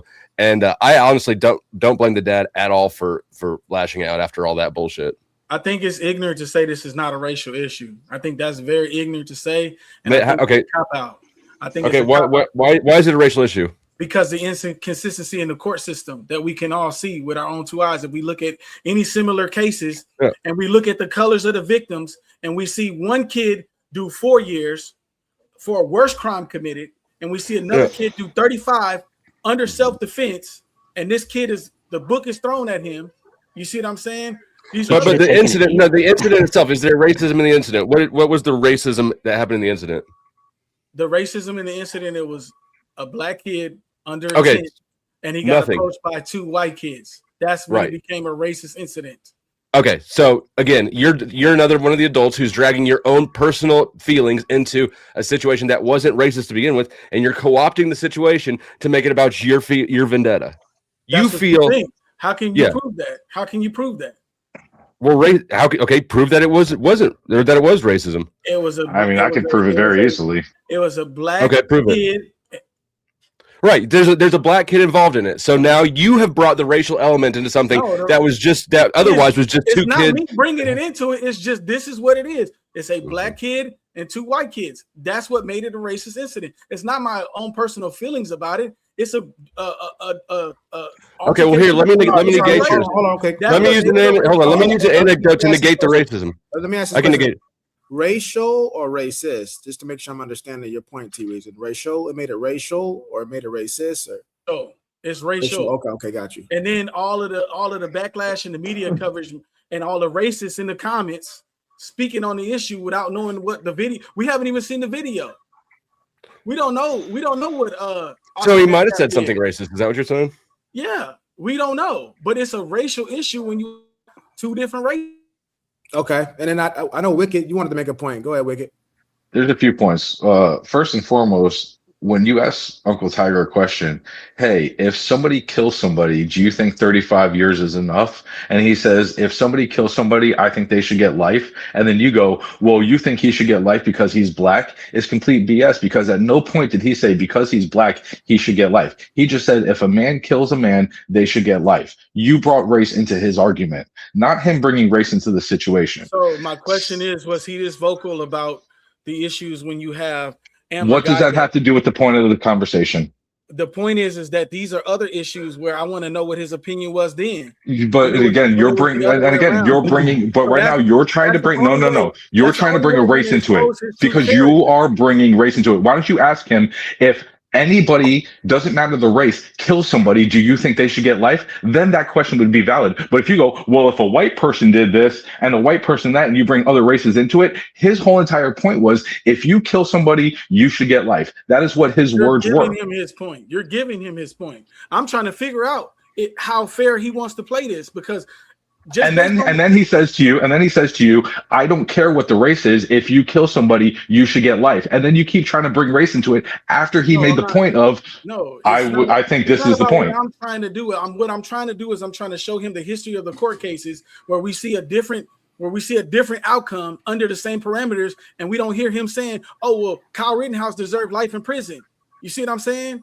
We don't see Kyle him Rittenhouse. saying, Hold on a second. different Hold case. on, hold on a second. Hold on We a don't second. see him Kyle saying, Rittenhouse was getting attacked by somebody with a skateboard versus somebody getting pushed. And a gun. Hold on a second. Hold on a second. And a Now, gun. let me go. Hold on a second. So because I If have somebody, a skateboard in my hand, I should get Hold shot on, with bro. AR-15? Hold on, bro. How? Let me respond to you. Okay, let's do that first and foremost. Okay, Well, let me if somebody get in my pushes statement you, out first if before you hold start on, well, I. Yeah, go ahead. So we got the Kyle Rittenhouse in versus the Metcalf situation. Now I guess we're going in that Look, direction. all I'm saying is if it was so from what I understand from the situation is that he got pushed by one single person. It was a shove, a push, That's whatever assault it and was. battery. Again, that is irrelevant to me. If you push somebody one-on-one, you do not get to stab that person in the heart. In the Kyle Rittenhouse case, when you have a group of people attacking you with weapons, yes, you have the right to defend yourself. Now, if Carmelo Anthony was getting attacked and beat by 3 or 4 people, he could stab whoever he wants, in my opinion. I have no problem with that. But if it is a one-on-one where somebody just pushes you, you don't have a right to bring out a knife. Keep your hands to yourself. Okay, I would profoundly. go respond to reason.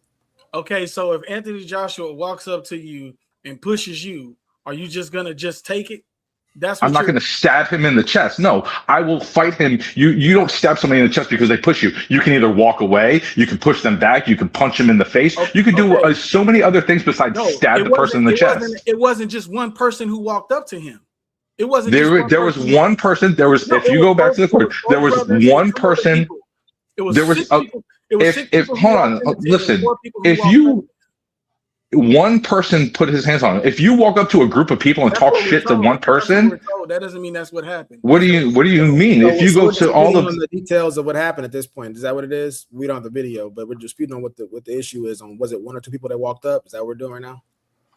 The actual dispute is the fact that he's saying that he didn't deserve to defend himself with whatever force he deemed. No. I didn't say he didn't deserve to defend himself. There's a right in defending yourself. Well, he said, I don't think he caught the whole thing he said. He says, right. He said, you're saying that he isn't able to defend himself in whatever way he deems necessary. And I think you No. What I'm saying is you have a right to defend yourself, but there are limits that you have. If somebody just pushes you, you don't have a right to pull out a gun and shoot them or a knife and stab them. I think you do. There's different levels. It's happened in the same county. And it doesn't matter. And guess what? Whoever does that should go to jail for. Listen, if you want my opinion, if whatever crime you commit should be committed against you. And that's how I believe. And that's what we're arguing right now. And that's what we're arguing. We want to see consistency. If we have this situation, no. Now you're moving the goalposts. Now you're saying you're arguing you want consistency before you're arguing because it's black, because it's racial. Because when it's the other way around, they're getting a lesser sentence and they're getting out of jail. And we're literally agreeing with you that it should be. It should be. Hold on. Dusty, you say something? Yeah. You're making a claim that he got a. So the anecdotal evidence that I would give is, in my high school, like I said, a black kid stabbed a white kid, and he died, and he got 11 years for that. So can I use that to prove that black people get lesser sentences? I mean, you're using one incident to prove something as systematic that it just didn't work that way. Okay, well, how many incidents do we have to have? Well, we've got 2 now, and they're split. How many right? inconsistencies do we have to see before we say? Well, right now, so far, we've presented 2 cases, and so it's 50-50. Okay, right? Which cases are you talking about? I'm talking about the one that when I was in high school here, Richie Restivo was killed by Eric Givens. He was stabbed 7 times with a 3.5-inch knife. He died, and Givens was given 11 years for second-degree murder. So you're using one situation where I agree. I think that 35 years was too much. I'm using multiple situations. I've only heard you talk about one. Which one did you hear me talk about? Carmelo. So Carmelo is the original incident. I brought up Casey Allen and I brought up Kyle Rittenhouse. Those are 2 instances I brought up. Kyle Rittenhouse had nothing to do with. It's not analogous. It's not analogous, right? It absolutely is. Rittenhouse who defended him. Rittenhouse who killed white men who were attacking him. It's self-defense. It's a self-defense claim. No, just because you claim something, but you have to look at the details to the situation. Anthony did. Carmelo was I not did. having the whole entire. Anthony Carmelo did not have the entire group of people attacking him violently. He got surrounded. Oh my! He wasn't. Yeah, so wait, It's not that he got. he's supposed to There's a wait. difference. He wasn't trying to escape. Hold on. This is what I'm hearing. Yeah. Wait, go ahead. You were gonna say something about the This House is what I'm hearing from analogous? y'all. Hold on, let me get the. Kyle Rittenhouse was actually self-defense. He got acquitted because he was defending himself. Carmelo did not. His self-defense claim was denied. That's why he got convicted. Vulcan. That proves what? What does that prove? If I could weigh They're in. not the same thing. That doesn't prove anything. Kyle All it proves is that Rittenhouse was actually that the not jury guilty. went against him. That doesn't prove any. That doesn't prove he was not guilty.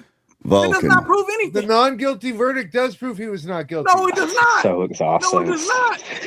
It's absolutely it does. It absolutely Does too. Does not. You're very, so hold on. Let me ask you a simple question, Wade. Your mama, So your granny. Are you telling me that? The reason got a question. I know you are, but what am I? So are you telling me that our judicial system is infallible and doesn't make any errors? No, but yes, you are. Beyond a reasonable doubt, he was not Nobody guilty. said that. No, it's not beyond a reasonable doubt. And like it I was said, beyond a reasonable. That's literally how our court system You works. need to look at That's the what the proof- details. that's not- Beyond a what- reasonable doubt that Did he someone have a is trial guilty by of jury? something. Did he have a trial by Yes. jury? Okay, so there you have it right there. So you have to prove beyond a reasonable doubt to a jury of your peers. Just because, so that you're he's telling me that guilty. our judicial system is infallible. They didn't do that. We have some of the most exonerations in our self-defense court claim. systems. We just had a guy who got exonerated after like 38 years in prison for a murder he didn't commit. So you're telling me that this guy didn't just do 38 years and went to jail for something he did for a crime he didn't commit? Is that what you're telling me right now? No. So T reason. So there was. Hold on, wait, go ahead. Wait, you gonna respond? I'm saying that the Kyle Rittenhouse he was not guilty, found not guilty by a jury of his peers. He is not guilty. He murdered Period. two people. He did not. He did not. He was found not guilty. Just because he was found not guilty doesn't mean He caused their deaths, but no, that's exactly what being found not guilty means. Okay, Can I get in here? So hold on, let me ask you one last question. So you're telling me right now that it's not possible for you to be found not guilty for a murder you committed? Is that what you're telling me right now? I'm telling you that in the eyes No, of the it's law, a yes or no question. in It's the not eyes of the law, elaborate nothing. It's a simple question. ask the question again. So are you telling me it's not possible for you to commit a murder and be found not guilty of murder, of a crime? Oh, it's possible. Like O.J. Simpson did. That's But another good at example. the end of the But hold on. at the end, Yeah, at he was the black, end of the T reason, day, just so you know. being So T found reason. not guilty. T reason, real quick. T reason, real quick. So what you're telling me is that the. I'll read these comments. Well, I guess I'm still up. Abe Dinkins says, "Wild take to equate this and Rittenhouse." No, it's not. Yes, And it is. It is. Hold on a second, bro. T, I gotta talk. We gotta talk. At school. You allow in the state of Texas. You allow T reason. Hold on, T. You're gonna Not tell at me that the school. only option that he had was to stab him in the chest? That was the only option he had. Where Kyle was the Rittenhouse only was on the. Hold on a second. Kyle Rittenhouse was on the floor, surrounded by people with weapons attacking him. One Weapons? man just got. Yeah, good. A skateboard. weapons Have did you he ever, have? hey, hold on, T reason. Let me hit you in the head with a skateboard truck and tell me if that's not a weapon. That's not a weapon. It's a Have- skateboard. It Have is you a ever It's been a hit weapon. with truck? A baseball Are you bat is a kidding toy me? I too. want you to go into a gun store Yeah, right baseball now bat and is a buy, toy. and buy you a Yeah. skateboard. Go in Yeah, there. a baseball bat, golf club, a tire iron, all these Vulcan, tools are can I weapons. get in Hold here, on, hold Vulcan? on. Hold on. Okay, hold on. Time out. This is. Hold on. we're not going This anywhere. is how we got to do this because we got to go to the next topic. We're gonna do this. Everybody gets their minute closing remarks. We'll start off. We're gonna go upside down. So Wade, you started off. You got a minute or less.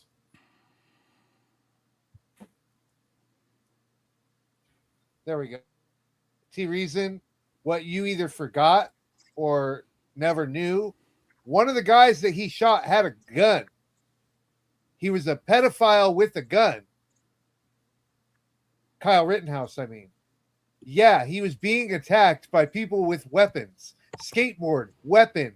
a gun is a weapon. Someone very shortly after the Kyle Rittenhouse, I don't remember where or whatnot, got hit by a skateboard and killed relatively soon after Kyle Rittenhouse's whole deal. We can look up who it was and where and when it exactly happened.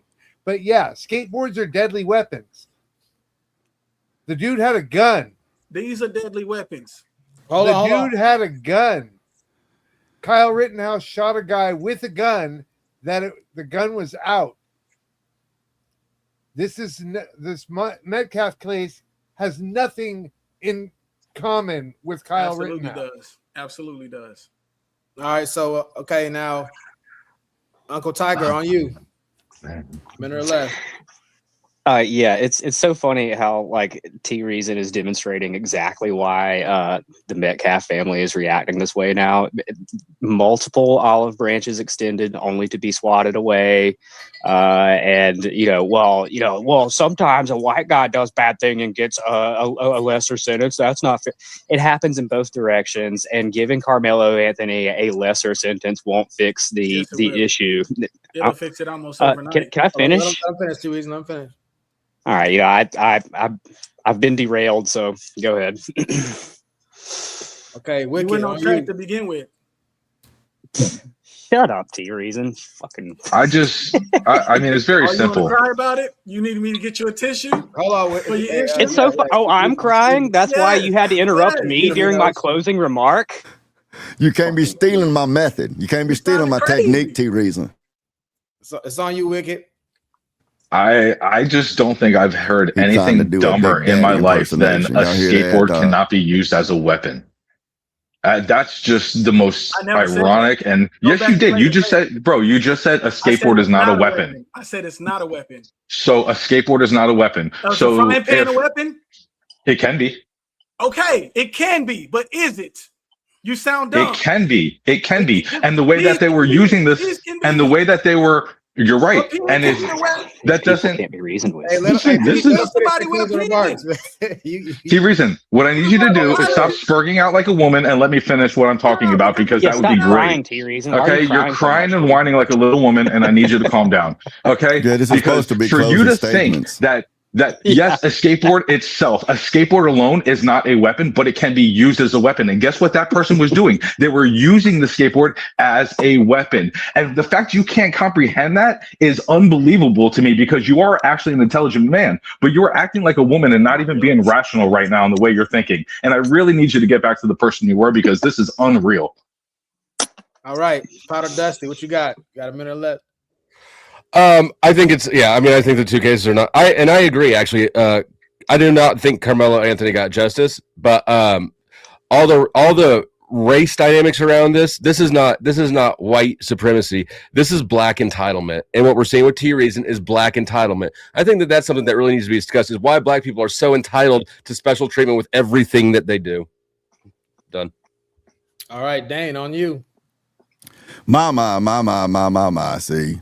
My pseudo not so much friend T Reason here actually has a good argument. He just needs to work on how he defends the argument, because he gets his emotions stirred up like you know, I ain't gonna say like a woman, but he gets his emotions spurred up, and then he's just like slinging at everything that moves. He needs to get a little bit more tactical.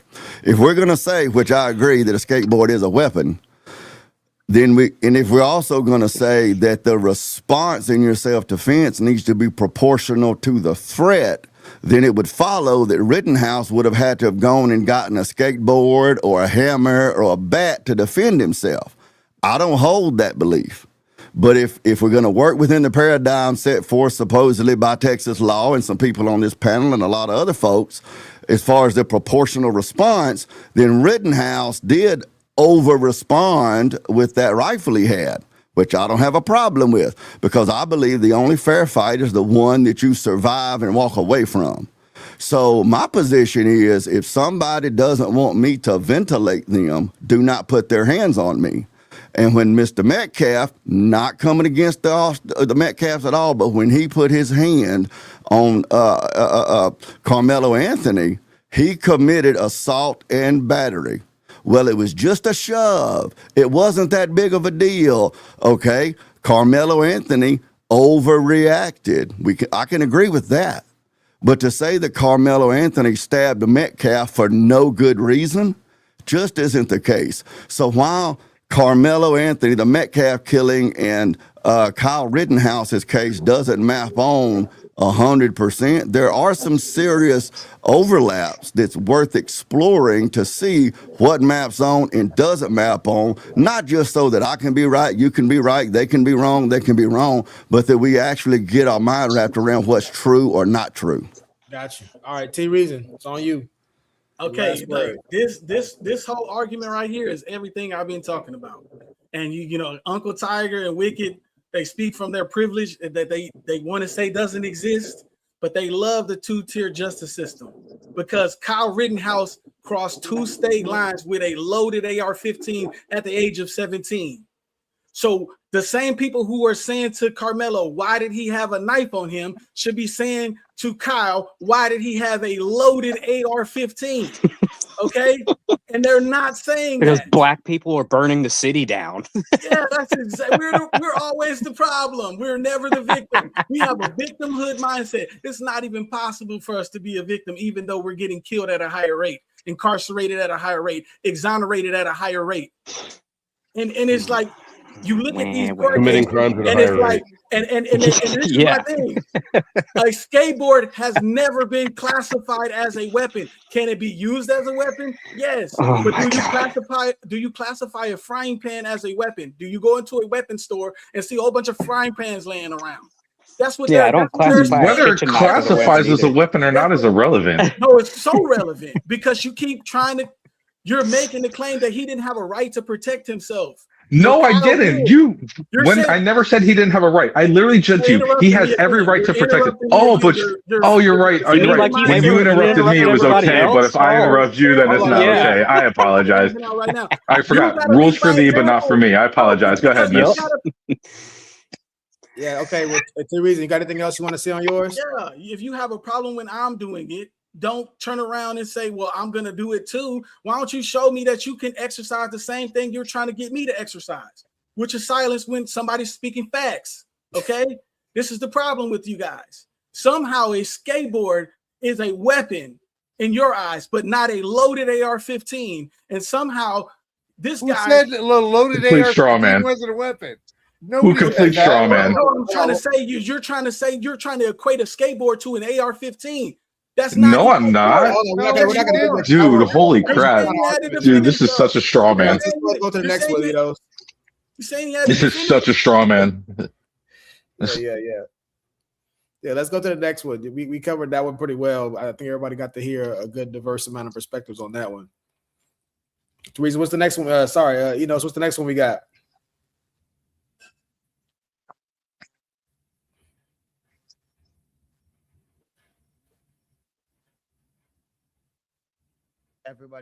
Everyone needs to see this video. If Mr. Black and Mr. White live next door to each other, they have the same job, the same income, the same car, the same furniture. Yeah. They both walk out of the house in the morning. Good morning, Mr. Black. Good morning, Mr. White. But Mr. White is still looking, but you've got something that I don't have. You're saying he's saying that subconsciously. Saying, right? Now, wait a minute. All right, we'll give you a chance in just a moment. In reality, white skin is a genetic recessive status, not as said by Francis Welsing. Even though the white population says that people of color are minorities, you're genetically inferior because you are non-white. That it is the white population that is the minority, the minority on the planet. That's the reality. That's the reality. Yeah. That in spite of the fact that black people, non-white people have heard over and over again, meaning that if you and I were to have a baby, the baby would have color, and you make the contribution and I don't. That white plus colored. Well, wait a minute. It's not Francis Welsing that is concerned about the disappearance of white. There have been multiple articles in the newspaper talking about the decline of Western populations. Here, incidentally, this was the percentage of the West's population in 1900, the turn of this century, about 30%. This is where we'll be less than 10% in the year 2075. Here's where we are about today, 15. So we're not having babies. So whites are not having babies, and there is the concern about white genetic annihilation. In other words, I look at, this is Dr. Martin Luther King's birthday holiday, and people will say, well, here's a man who talked about love. Why was he killed? And I say that the deeper logic is, what if all black and white people and non-white people and white people love? What would happen to white people? White would disappear. You see, just mix all of the people on the planet up In other words, together. if race didn't matter or if color didn't matter, it follows with the jet plane. No, I'm not saying if it didn't matter. I'm saying that indeed, if there was a mingling, if we mixed all of the people presently on the planet, stirred them up, The white freckle-faced people white would be gone. genetic recessive status would disappear, because we have the greatest genetic potential to cause white genetic annihilation. Because you're the black. Because we, the most color. right, we have this ability to produce melanin pigment. We have more of it than anybody else. And so the most pressure is on black people. Everyone needs to see. All right, that's it right there. All right, so yeah, so we can put the question up on the screen. Okay, so is she right? Are white people scared of genetic annihilation? And we'll start off with Tiger. What you got, Uncle Tiger? Yeah, just stay with your piece in like a minute or less. Yeah, I mean, yeah, as we should be, right? I mean, what's the world going to look like when white people are extinct? I mean, it's we can disagree on a lot of things, but I think it would be a terrible tragedy for any race of people to go completely extinct. I don't want to see that for anybody. So, yeah, that would be my thoughts. Okay, Wicked, on you. A minute or less. Anything got to say about the video and the question? I mean, I'm just gonna say guilty because I have a mixed child, so I really don't know. Out of the country club. I guess I'm kicked off. I'm not allowed. I don't. Me personally, your race means nothing to me. You're either a good person or you're not. It's not like your race will tell you whether you're a decent person or not, because there's good people, there's bad people in every single race. So to me, that means nothing. I mean, I just don't see a point in it. Wicked, can you turn the camera off real quick? We can see that baby boy. He's sleeping, but No, if you turn the camera off, he's in your avatar. Oh yeah, that is true. That is true. Turn the camera off, man. There you see, that little boy right there is proof positive that God made sure that Wicked had a pretty wife. That's right there to overcome all that. Ooh, all right, turn the camera back off. Hold on, we got a comment. Then so we got some comments. We're gonna go to Wade next. Okay, Buddha Custom says credit scores would plummet. So what? That's not even funny. That's stupid. Crime will quadruple within a day. That's a lie. The NPL would go up in stock. Okay, Wade, what you got? Minute or less on the topic. Video or the question? I didn't. Maybe I missed the part where she said white people are afraid of that. I don't know. I mean, I don't think it's going to happen anytime within our lifetimes for sure. It would take, there's a lot of people up in Scandinavia that are not going to be intermarrying outside. They're racially pretty homogeneous up there. That ain't the only kind. And so They're homogeneous. Yeah. They homo something up there. They're homogeneous. Can you just repeat that real quick for me? Homogenous. What you got, Wade? That's pretty much it. You got more? Yeah, that's it. All right, Dane. My. Are white people, speaking directly to the prompt, are white people afraid of genetic annihilation? I think some of them are. I'm not. Some of them are. I don't think most of them are. I think there's a very vocal, especially on social media, like subculture, subgroup of European descended people, white folks, I guess, if you want to call them that are afraid of genetic annihilation. It doesn't concern me. It doesn't concern me necessarily. I've been asked many times by different people in my 55 years next month, so be sure to send me something on Venmo years. Why can't you just be proud of being white? I've heard that asked to me since high school, and it always seemed very strange to me because I don't understand being proud of something I didn't accomplish. That's like, why aren't you proud? Why can't you just be proud of being tall? Something like that. It's not something that I accomplished. So I just don't understand that. I have a deep appreciation for what the Western culture has produced.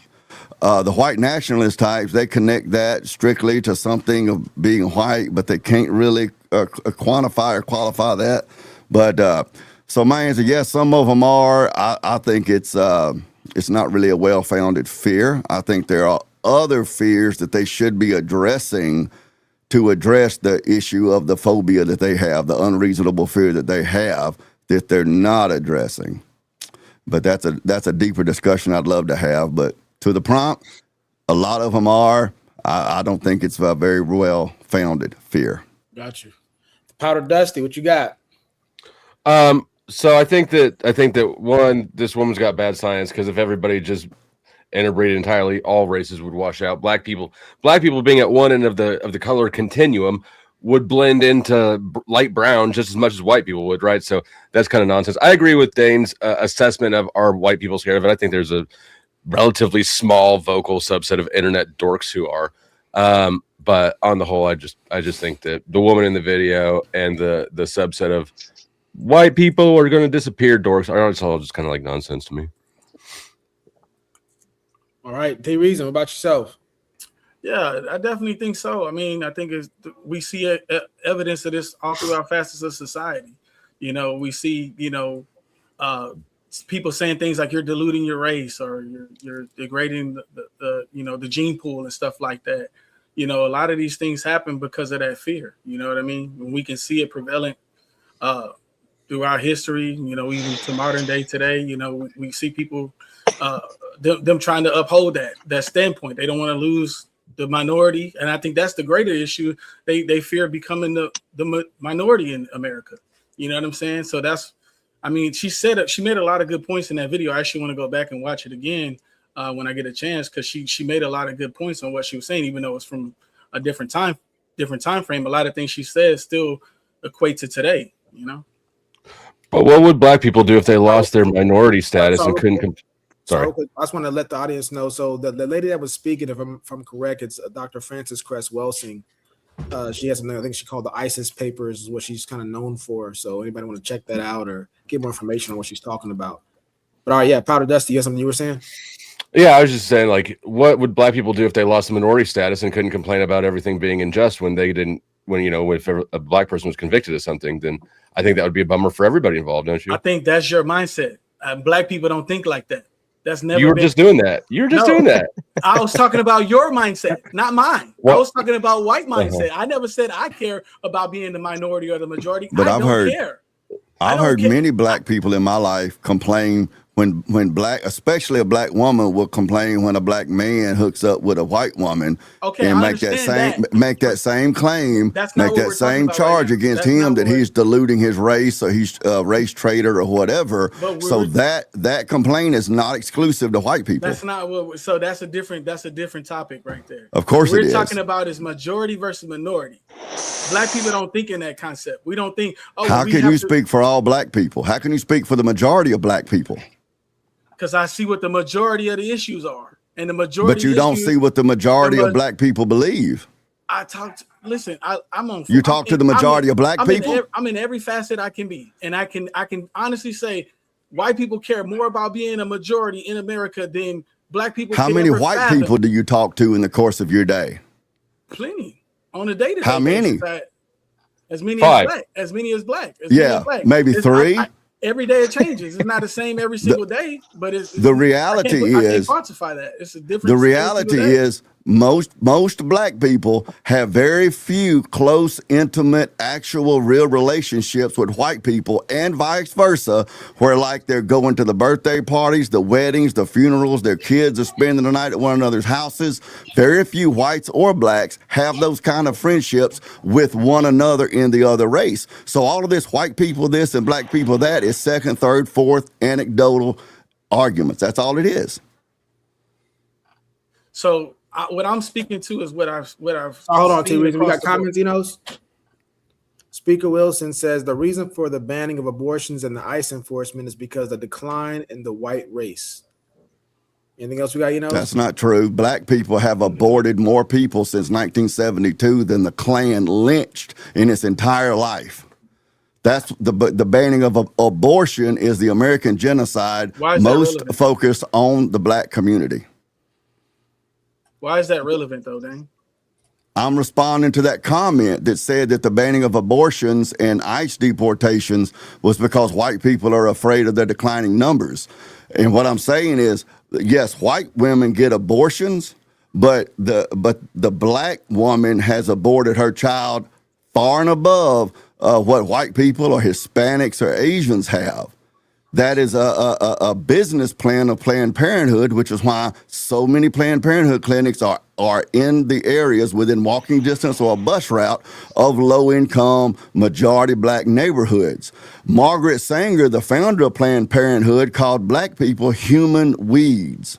So abortion is much more used to limit the black race. In New York City, for instance, the stats say that there have been more blacks aborted than have been birthed. So white people ain't really as worried about abortion limiting our numbers as black people should be. When it comes to the abortionists, the Ku Klux Klan traded their noose and their white sheets for white lab coats and stethoscopes. That's just the reality. That's what the numbers show. Okay, anybody want to speak to that? I just want to know what that proves. How does that prove that different than what I'm saying? It proves that comment that was made, someone alleging that the banning of abortion was because white people were afraid of their numbers declining, is not true. It is true, though. It's not true. Okay, hold on. It's not declining because of abortion. Okay, but listen, what I'm saying. This is the argument. Okay, when that type of argument gets brought up, there's more to the story than what you're talking about right now, because they're seeing their birth rates declining. When it's not a competition of are there more whites than blacks. It's a competition of are there more whites than Hispanics. You see what I'm saying? So it's got nothing to do with it. It has everything to do with it. Just because you can make up whatever you want. Just because you can't acknowledge it doesn't mean that that's not the elephant in the room. Okay. What do you think is the biggest reason for the declining birth rate amongst white people? Okay, it doesn't matter what the biggest reason. It does. What do you think the biggest reason is for declining birth rates amongst white people? When you have multiple reasons, and that's in every, I'm asking you what the biggest reasons are. It's not abortion. What are the biggest reasons for the declining birth rates among white people?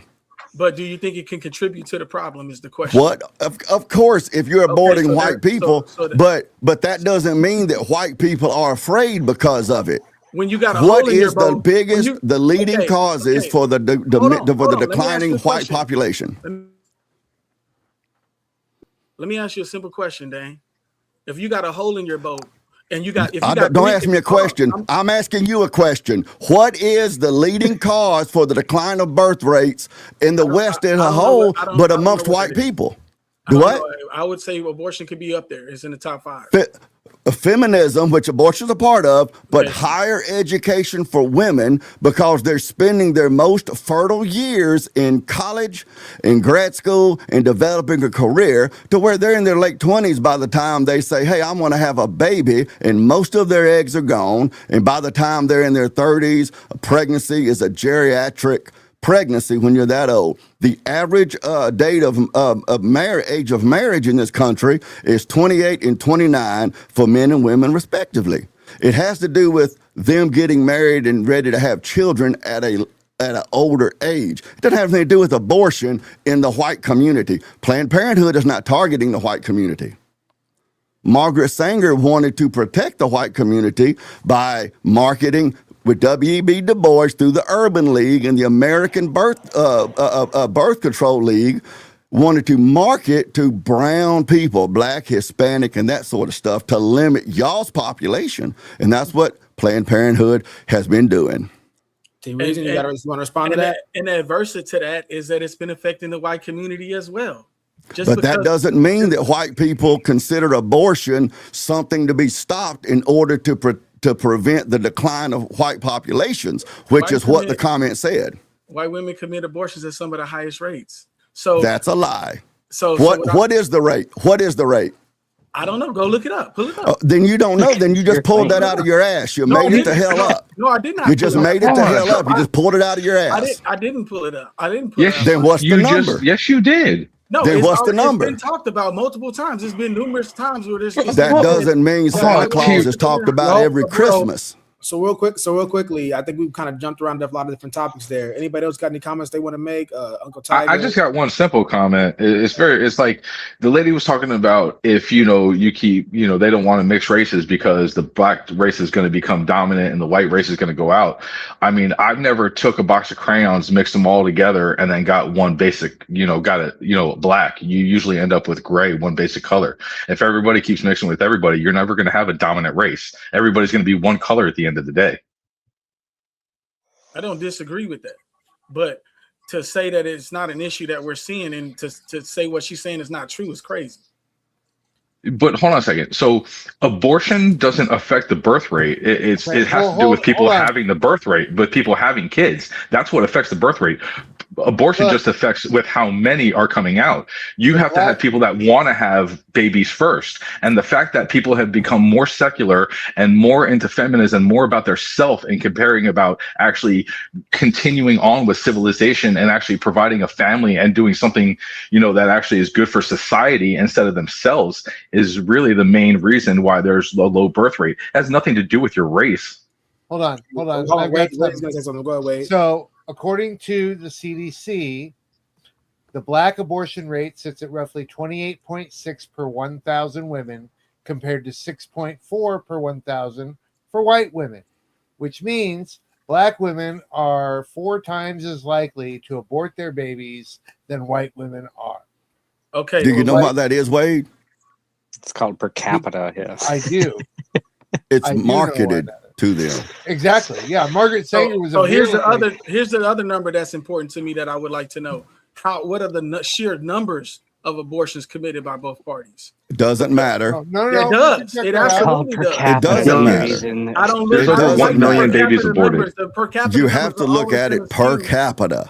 When you're trying to increase numbers, you have to look at the totality of the numbers, not the per capita. Here you go. This is what y'all don't understand. So funny. There are more white women than there are black women. It's that simple. So that's the point. So when I'm trying to increase the numbers of my population, I'm going to prevent abortion because I know it's going to increase my numbers, regardless of what the per capita states. When you look at the sheer numbers and the you simply do not know what you're saying. You do not understand what you're talking about. Let me answer it.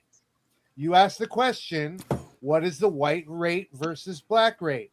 Black women account for roughly 41% of all reported abortions. Number of abortions, not the percentage. The number. There's over 1 million abortions. All reported abortions, while white women account for about 30%. Okay, I want to know the actual abortion amount. Reason there are over 1 million babies aborted per year. Over 1 million of babies are aborted per year. All you have to do is take 60% of that number, and that's what you get with black babies. You take the other number, and that's what you get with white babies, and that total number equals over 1 million. It's very simple. 40%. 40%, I think. Okay, so we commit 10% more than the 30. Let me ask you this, T-Reason. Less people commit more than the majority. Hold on, y'all quick. Tiger, you had anything you want to say? Oh no, not on the abortion thing. No. Out of Dusty, you got anything you want to say? I don't know if you listen. Out of Dusty, you good? You have anything you want to comment on this? Okay. So Vulcan, could I just say T-Reason? What I think would be great, brother, is if instead of trying to defend white better than black, black better than white, is if you and I can realize, can accept that the abortion industry is a genocide most affecting the black community. And then you and I can work together to end abortion, to save black lives, because it's just a statistical fact that abortion has killed more blacks than the Ku Klux Klan. So I'm against it either way. But I've never heard a white person say we need to end abortion so that we can up the white birth rate. Never heard it, and I would be willing to bet I know way more white folks than you do. All right, T Reason. So like I said, with the numbers, that's fine. But I wasn't arguing white versus black. I was arguing white versus Hispanic. So this is what y'all aren't understanding. Y'all trying to put it into a box of white versus black. That was never my talking. Hispanics are Catholic. They have fairly low abortion rates in general because their church teaches against it, the Roman Catholics. So that's what I'm talking about. That was my whole argument. I don't think I have any idea what your whole argument is then. I just told you I don't remember you saying anything about the Catholics becoming the minority in America. That's what I told you.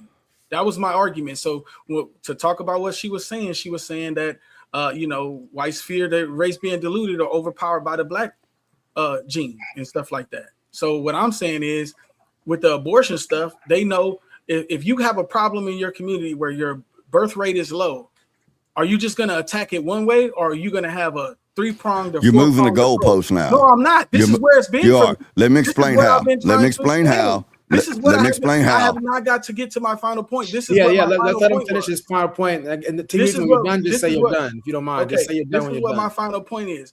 When you have a problem in your community, and this is for any community, black, white, or Hispanic, you're going to look at the problem and say, well, how can we fix the problem, right? And when you keep on trying to say, well, the problem is feminism, right? Can two things be true at once? Can feminism be a problem? And can abortion rates also be the problem? Is the question you need to ask yourself. And then you need to say, well, the people who are making decisions, not the white people in your community that you talk to every day, but the people who make decisions for the community of white people that you live in, what are they talking about? Are you in those conversations, talking to those people, seeing what they're saying then? Because most of the time you're not. Most of the time you have no clue. But neither are you. You don't have any way of knowing what I'm doing or what I have a clue on. You finished with your point? I'm not. But one thing you are right about is he's gish galloping. You do it all the time. But blacks have been targeted by abortion, and I agree with you when you say that's what I said. But that doesn't mean that what I'm saying is not true because of what you said. Two things can be true. I don't even know what that means. Two things can be true at the same time. Whites can fear becoming a minority, and blacks can be targeted by abortion. But white people can also say, you know what? We need our abortion numbers. And you don't know whether they're saying that or not just because of the people in your community that you talk to. I do. Hold up. And you know that they're saying that. Let's let T-Reason get to his final point. Is he ever going to get there, Vulcan? Yeah, right. Good I don't think he's Lord. ever going to get there. Yeah. But T-Reason, you're assuming just like he's I get rushed to my point, but y'all can take your sweet time to get to y'all's every single time. And this is the problem that I have. Without you interrupting. Man, you've gone through about 6 different points. I've let y'all talk many times. I've let y'all go on y'all's tangents and say whatever y'all got to say uninterrupted. But as soon as I start making some points that make valid sense, you ain't made a point yet. You just said a bunch. I've made many points, and if you didn't hear them, then I question your IQ because I made a lot of points, and for you to tell me that I haven't and you've heard none, that tells me your IQ is lower than I thought it was. We're gonna go. Oh, believe me. So let me get to my final point. So my final point is this: whether you and I agree or not, the facts of the matter is the law got changed. So right there is all the. Now he's talking about the law. He's arguing about the law getting changed. What point do we have here? Let this guy get to his point. Like, hey, T-Reason. I'm cooking. How much no, you're not cooking. You're when I'm crossing Hezi and get to the basket. Dude, you're burning water right now, bro. How many more seconds do you make your point? I'm done. T-Reason, you're burning water right now. Hold on, let me read these comments. The comments up real quick. We'll rebut what I'm saying then. What does the law have to do with anything? Look. Comments. Hold on, we got to get comments real quick. Douglas says, no, I don't think white people are very much concerned with going extinct. Pepper says, why are people so freaked out about melanin? Abby Normal says light chocolate, Asian features is the future. Buddha Custom says T Reason needs to be called T Feelings. 100%. Avery Casper says the irony is no one is marketing it to German blacks or English blacks or Asian blacks. Smoking Spaceman, I'm not advocating for it nor denouncing it. I'm just presenting the facts and unwilling to continue the infantilization of young men. Messenger reveals destiny. Is there a common sense stick someone can whack T Reason with? There ain't one long enough. Would it be a weapon? Be the question. No. Yeah. Says, T Reason, it's not that they are aborting their children. They are delaying having children until they are in their late 20s, and many find they try to have babies at that late stage in their. I guess you run out of characters. Okay, sorry, you know. That can prove my point too. Can I say something to that comment? The point, if I could respond to that Gish Gallop that he went through this Gish Gallop where he went through about 4 different points and didn't say anything. Yeah, no, I said a whole bunch. Okay, let's do it this way. Over your head. We're gonna do a minute or less closing. I'm gonna stop you. I've been letting everybody kind of go over a minute, but I'm gonna do a minute or less, and I'm gonna stop you at a minute. Go to the next person. Yeah. Okay, so we'll start off with Uncle Tiger. You go. Yeah, I totally misspoke at the onset, and in the course of the back and forth here, I realized, white people aren't afraid of annihilation, and they should be. We go to great lengths to make sure that some obscure endangered species of beetle doesn't go extinct, and I think we should channel some of that energy toward an entire race of human beings.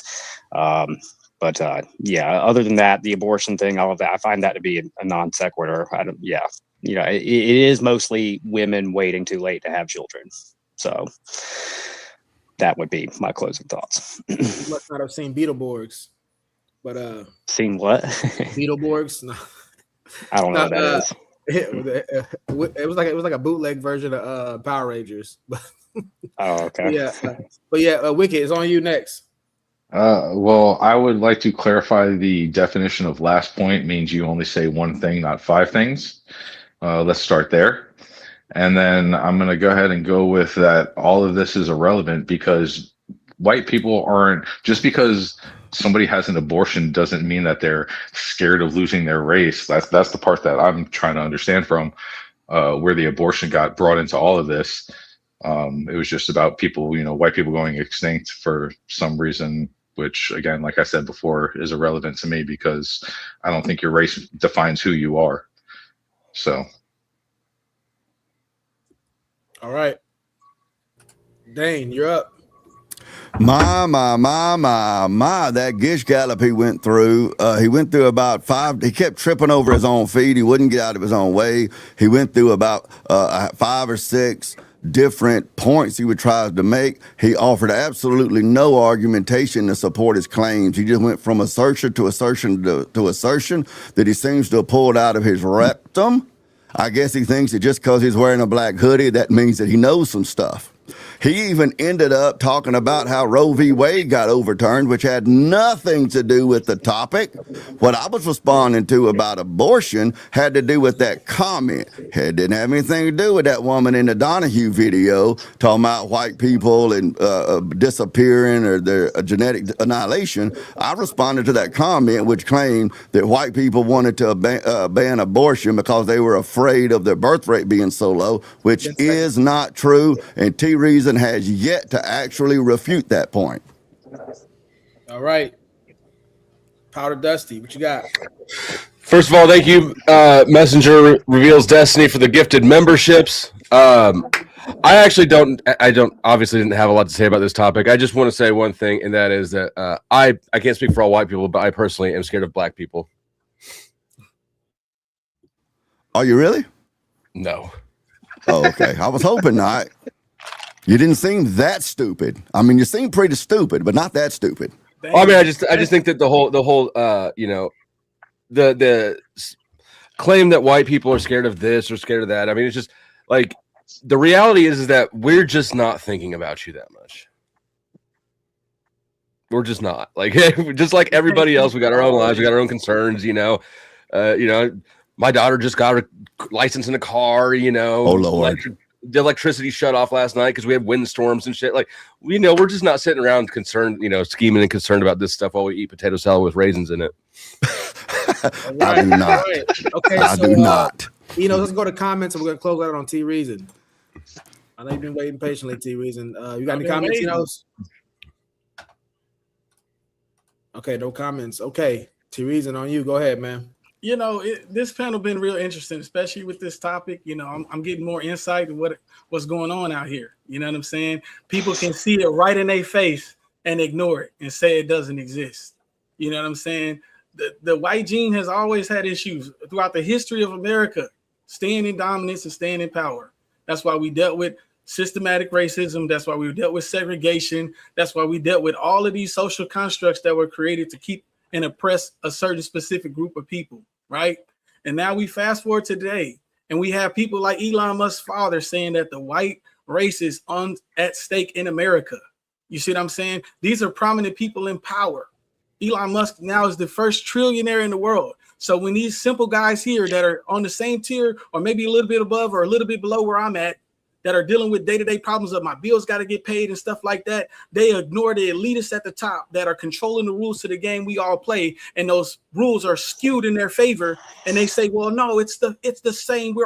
There's nothing you can do that I can't do. We can all do the same stuff. But we see historically, we see Black people being denied mortgage loans. We see them not being represented. We see them being shut out of home ownership, which is the foundation of creating wealth.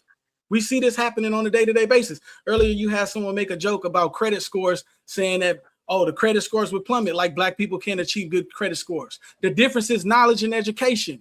The difference is you guys have been given the understanding of how credit works. But as soon as we educate Black people, we see those scores shoot up tremendously. And this is the problem. And then we still get denied for the loan with the same credit profile. And they just, it doesn't exist. You're making it up. You have victimhood mentality and this and that and the third. But the truth and the reality is maybe sometimes these people are actually just victims. They don't have a victimhood mentality. They're victims. Everybody doesn't have a victimhood mentality. You got more time just because it was kind of you by yourself on that. I was so just handling all of it. Can I ask a question? Next topic. Army in here. Can I ask a question? He got a violin because he knows he needs to play it for himself whenever he gets in his feelings. That's why he got the violin in the first place. If I could describe you in one word, it would be delusion. It takes one to know one. Look, he's showing you. I've spent most of this segment trying to defend Black people from abortion, so I ain't cried about nothing. All right, yeah, real quick, Powder Dusty, so you had a question? Yeah, T-Reason, I have a bad credit score. I'm a renter and I have a felony. Am I a victim of racism? You're in the minority, sir. You're in the minority, sir. An exception doesn't. I want reparations. An exception doesn't make the rule. Hold on. Let me respond real quick. The same way we looked at all the numbers for the statistics on abortion, we got to look at the numbers for the statistics on credit scores. It's the same thing. Got you. Thank you. My student loans killed my credit score. All right, we got the next video. All right, y'all. Boo-hoo. Go ahead, Enos. You go to Nigeria, which is, if not the most corrupt nation in Africa, and it is, it could be the most corrupt nation in the world, Minister Farrakhan. Oh, now, Mr. Watts. It is the most corrupt nation that I have ever covered. I've been there 25 years ago, and I've been there as recently as last year. Fine. So what? 35 years old. That's what that nation is. Now, here's America, 226 years old. You love democracy, but there in Africa, you're trying to force these people into a system of government that you just have accepted. 30 years ago, Black folk got the right to vote. You're not in any moral position to tell anybody how corrupt they are. You should be quiet and let those of us who know our people go there and help them get out of that condition. But America should keep her mouth shut wherever there's a corrupt regime, as much hell as America has raised on the earth. No, I will not allow America or you, Mr. Wallace, to condemn them as the most corrupt nation on earth when you have spilled the blood of human beings? Has Nigeria dropped an atomic bomb and killed people in Hiroshima and Nagasaki? Have they killed off millions of Native Americans? How dare you put yourself in that position as a moral judge? I think you should keep quiet. Because with that much blood on America's hands, you have no right to speak. I will speak because I don't have that blood on my hands. Yes, there's corruption there. Yes, there's mismanagement of resources. Yes, there is abuse. There's abuse in every nation on earth, including this one. So let's not play holy to moralize on them. Let's help them. I'm not moralizing. I'm asking a question, and I got an answer. Why would you put it as the most corrupt regime in the world? That doesn't make sense. Can you think of one more corrupt? Yeah, I'm living in one. I'm living in one. Yes, you've done a hell of a thing on this earth, so you should not be the one to talk. You should be quiet when it comes to moral condemnation, in my judgment.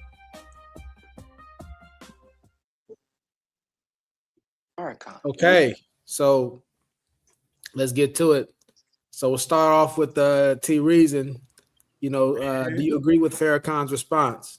Wholeheartedly. That boy cooked up. I mean, that boy was pretty much doing my work. You know what I'm saying? I'm in the business of doing what Minister Farrakhan does, and that's speak truth. Okay, and all cool. he did was speak truth. Sorry, real quick. We're gonna go around and get everybody to agree, disagree, and we'll get into the conversation. The Powder Dusty, you agree, disagree with Farrakhan? Which one's Farrakhan? The one he was saying that. Sorry, I was a little distracted by the chat. Farrakhan's the one that was saying that did most of the talking. The one he was the one hating on America. The African country is more. Hold on. We're gonna get into it. He was saying that there's corruption everywhere in the African country was more corrupt than America. No, the white guy was saying that. Yeah, if you didn't catch it, it's all right. It's all right, cool. Okay. Yeah. Dang, go ahead. It's on you. Louis Farrakhan, my. Anybody that wants to know, Louis Farrakhan is a complete idiot. There are no parts missing.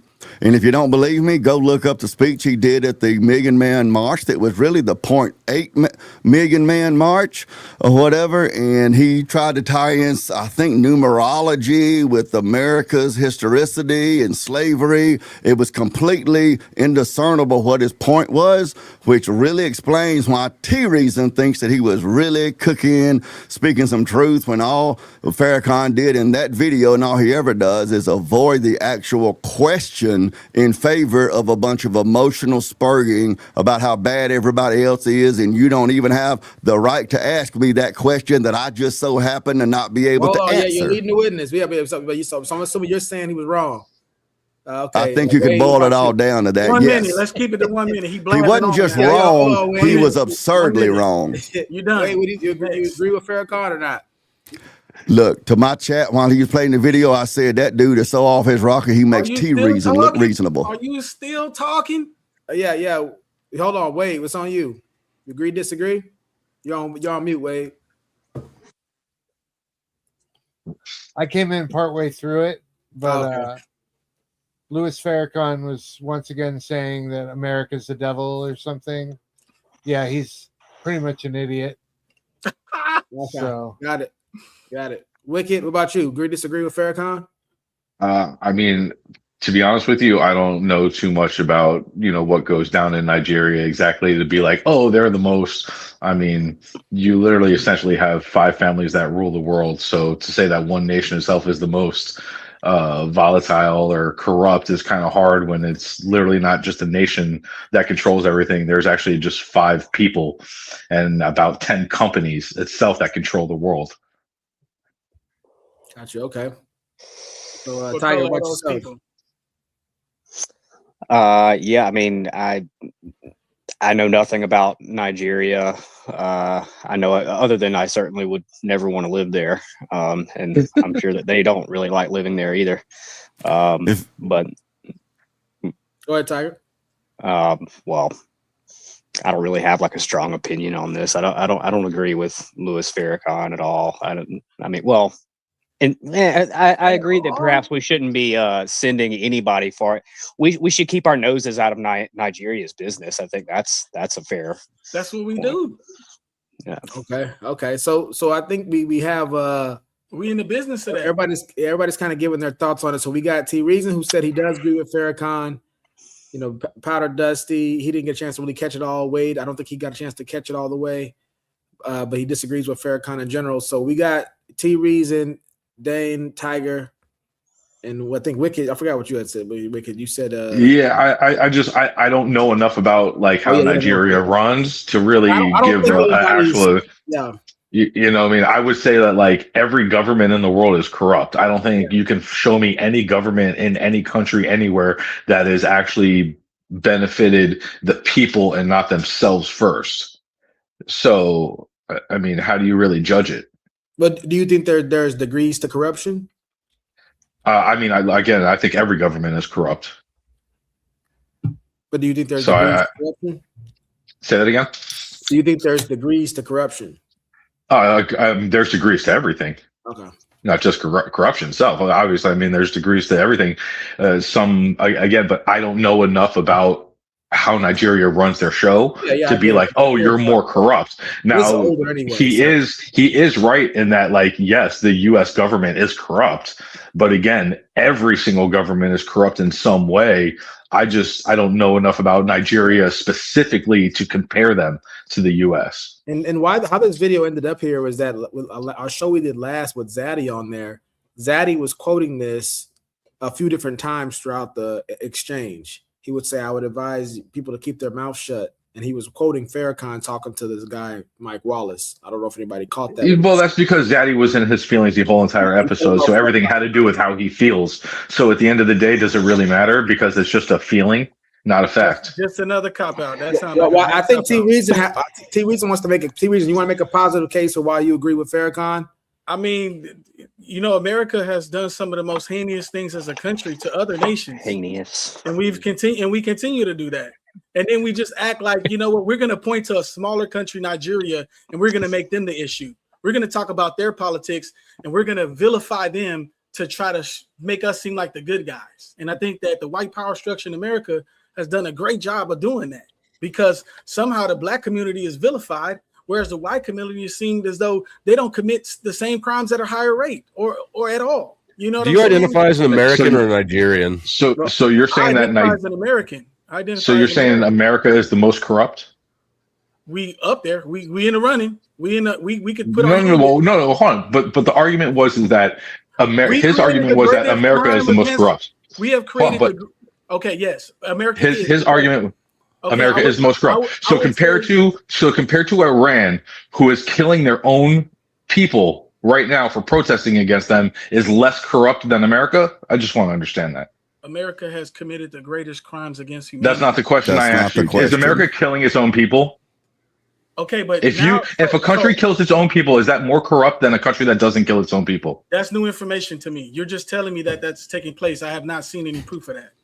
Okay. I can promise you this is happening since the war started and Iranians started protesting. Iran. I think the greatest problem we have with Iran right now is we don't even know what the real death. There he goes to move the goalpost. But yeah, so I guess T Reason. Well, you're on mute right now. I'm combating what he's saying by saying we're doing things that we should be judged for as well. No. My argument started off. Hang on, Wicked.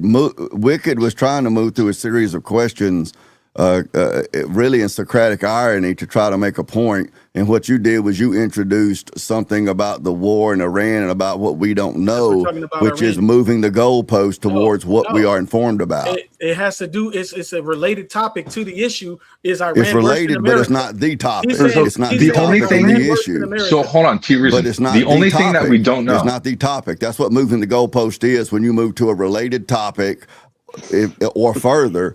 But that's what moving the goalpost is. The goalpost is what you're shooting at, and then you say, "Well, here's the goalpost over here." That's what you did. Goalpost is hold on. Which country is the worst country in the world? But look at me real quick. It was the original question, which is what Farrakhan was saying, and what the original question, which was asked to the podcast. That's what the original topic is. Wicked was asking you a question to explore your argument, and you moved the goalpost from the point of the argument to something to the else. original goalpost. I went to the original. But he's trying to explore to that goalpost, but you move the goalpost so that you go in a different direction. So hold on.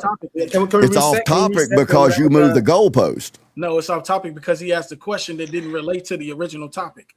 I have a question. Well, yes, it did. Let's try to figure out where we Hold are on. now in the conversation. Let's try to figure out where we are. Who thinks they can help figure out where we are now?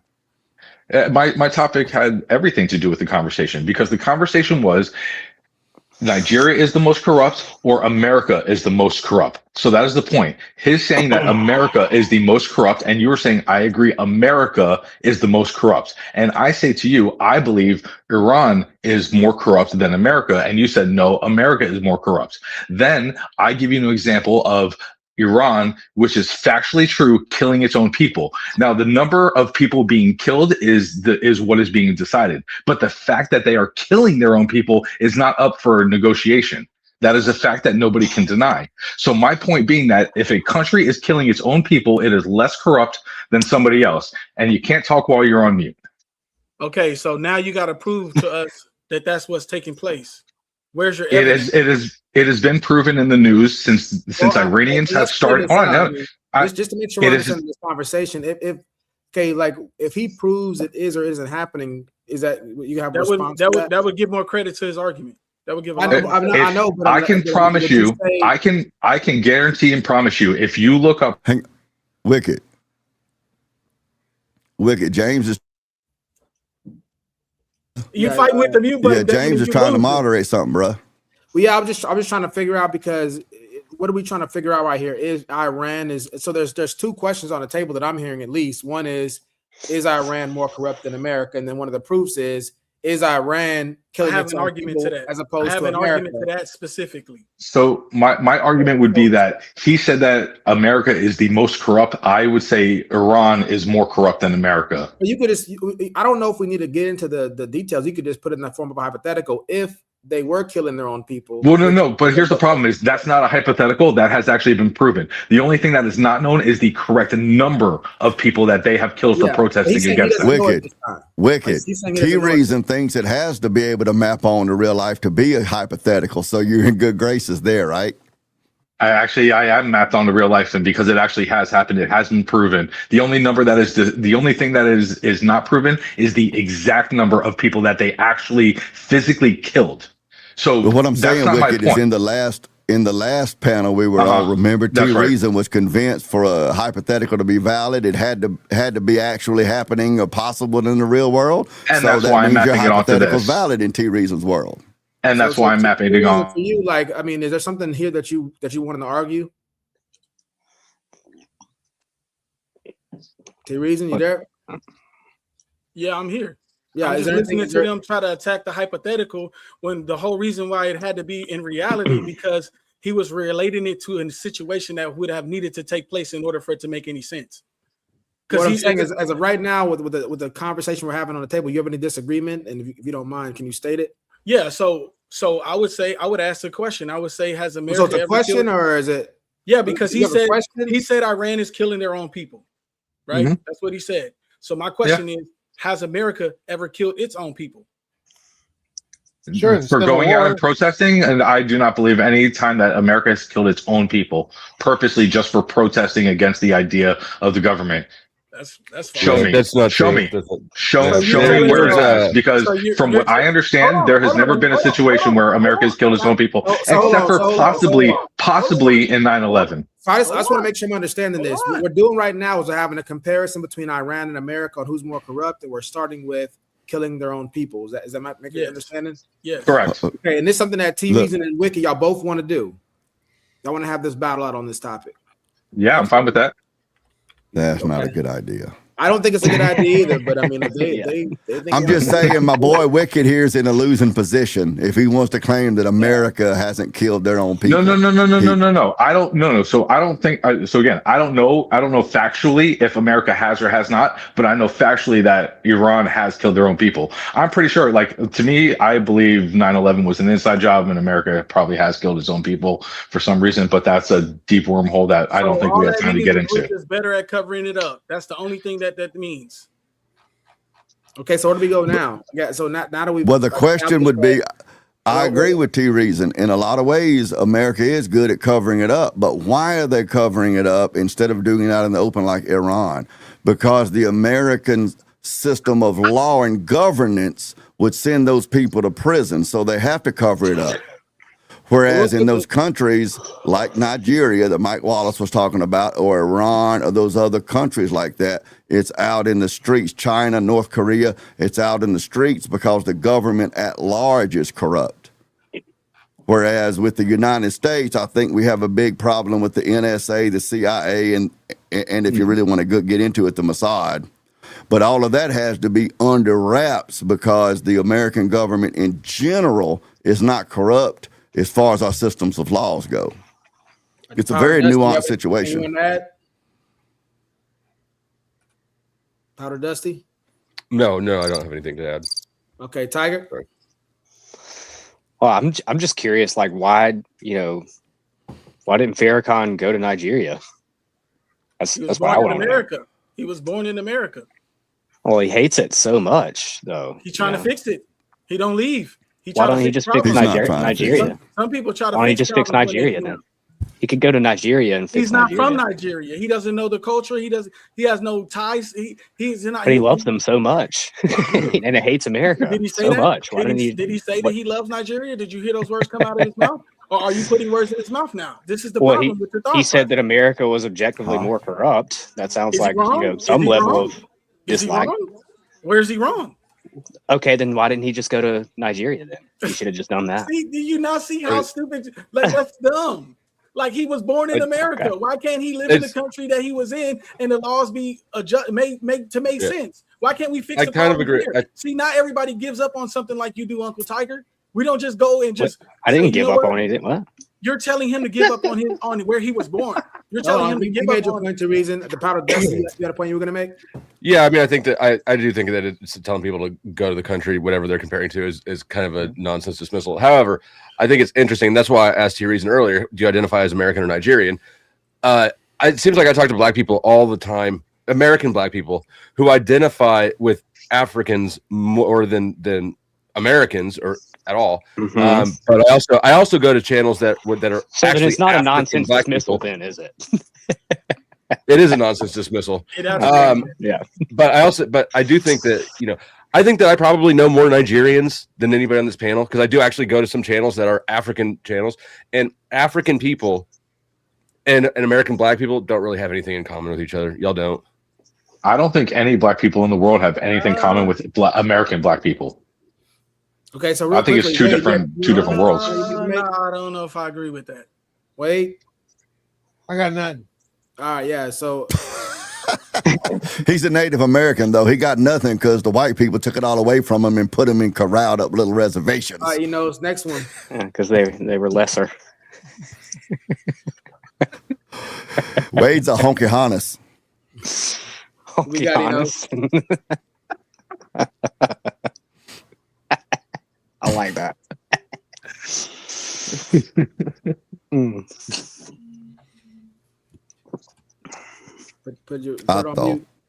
Oh, I've seen this. Oh, God. Is it possible here in America that black people have a secret agreement to lie about the severity of racism, meaning that they state that racism is a lot worse than it actually is? A great many black people are vastly exaggerating the extent to which racism touches their lives. And I know what happened to George Floyd. I know what happened to all of these people. And frankly, folks, I can take those statistics back to the 90s. I pay very close attention. However, the idea that to be a black person, including a black man, is to walk out into the streets and be ever at risk of being either abused by a cop or treated in a starkly inferior way by a white person is a lie. And I'm sorry to say that, but I think that an awful lot of Black people today are taught to pretend that that's the case out of a sense of allegiance with our race, out of a sense that white people need to be taught a lesson.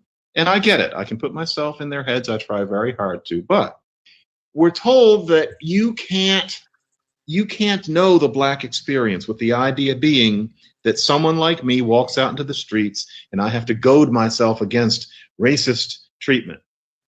People exaggerate vastly. When you see on social media a middle class, especially Black person, who says, I encounter racism every day, frankly, no, they don't. They're exaggerating. Do you encounter nasty treatment by the cops on a regular basis? It depends on your neighborhood.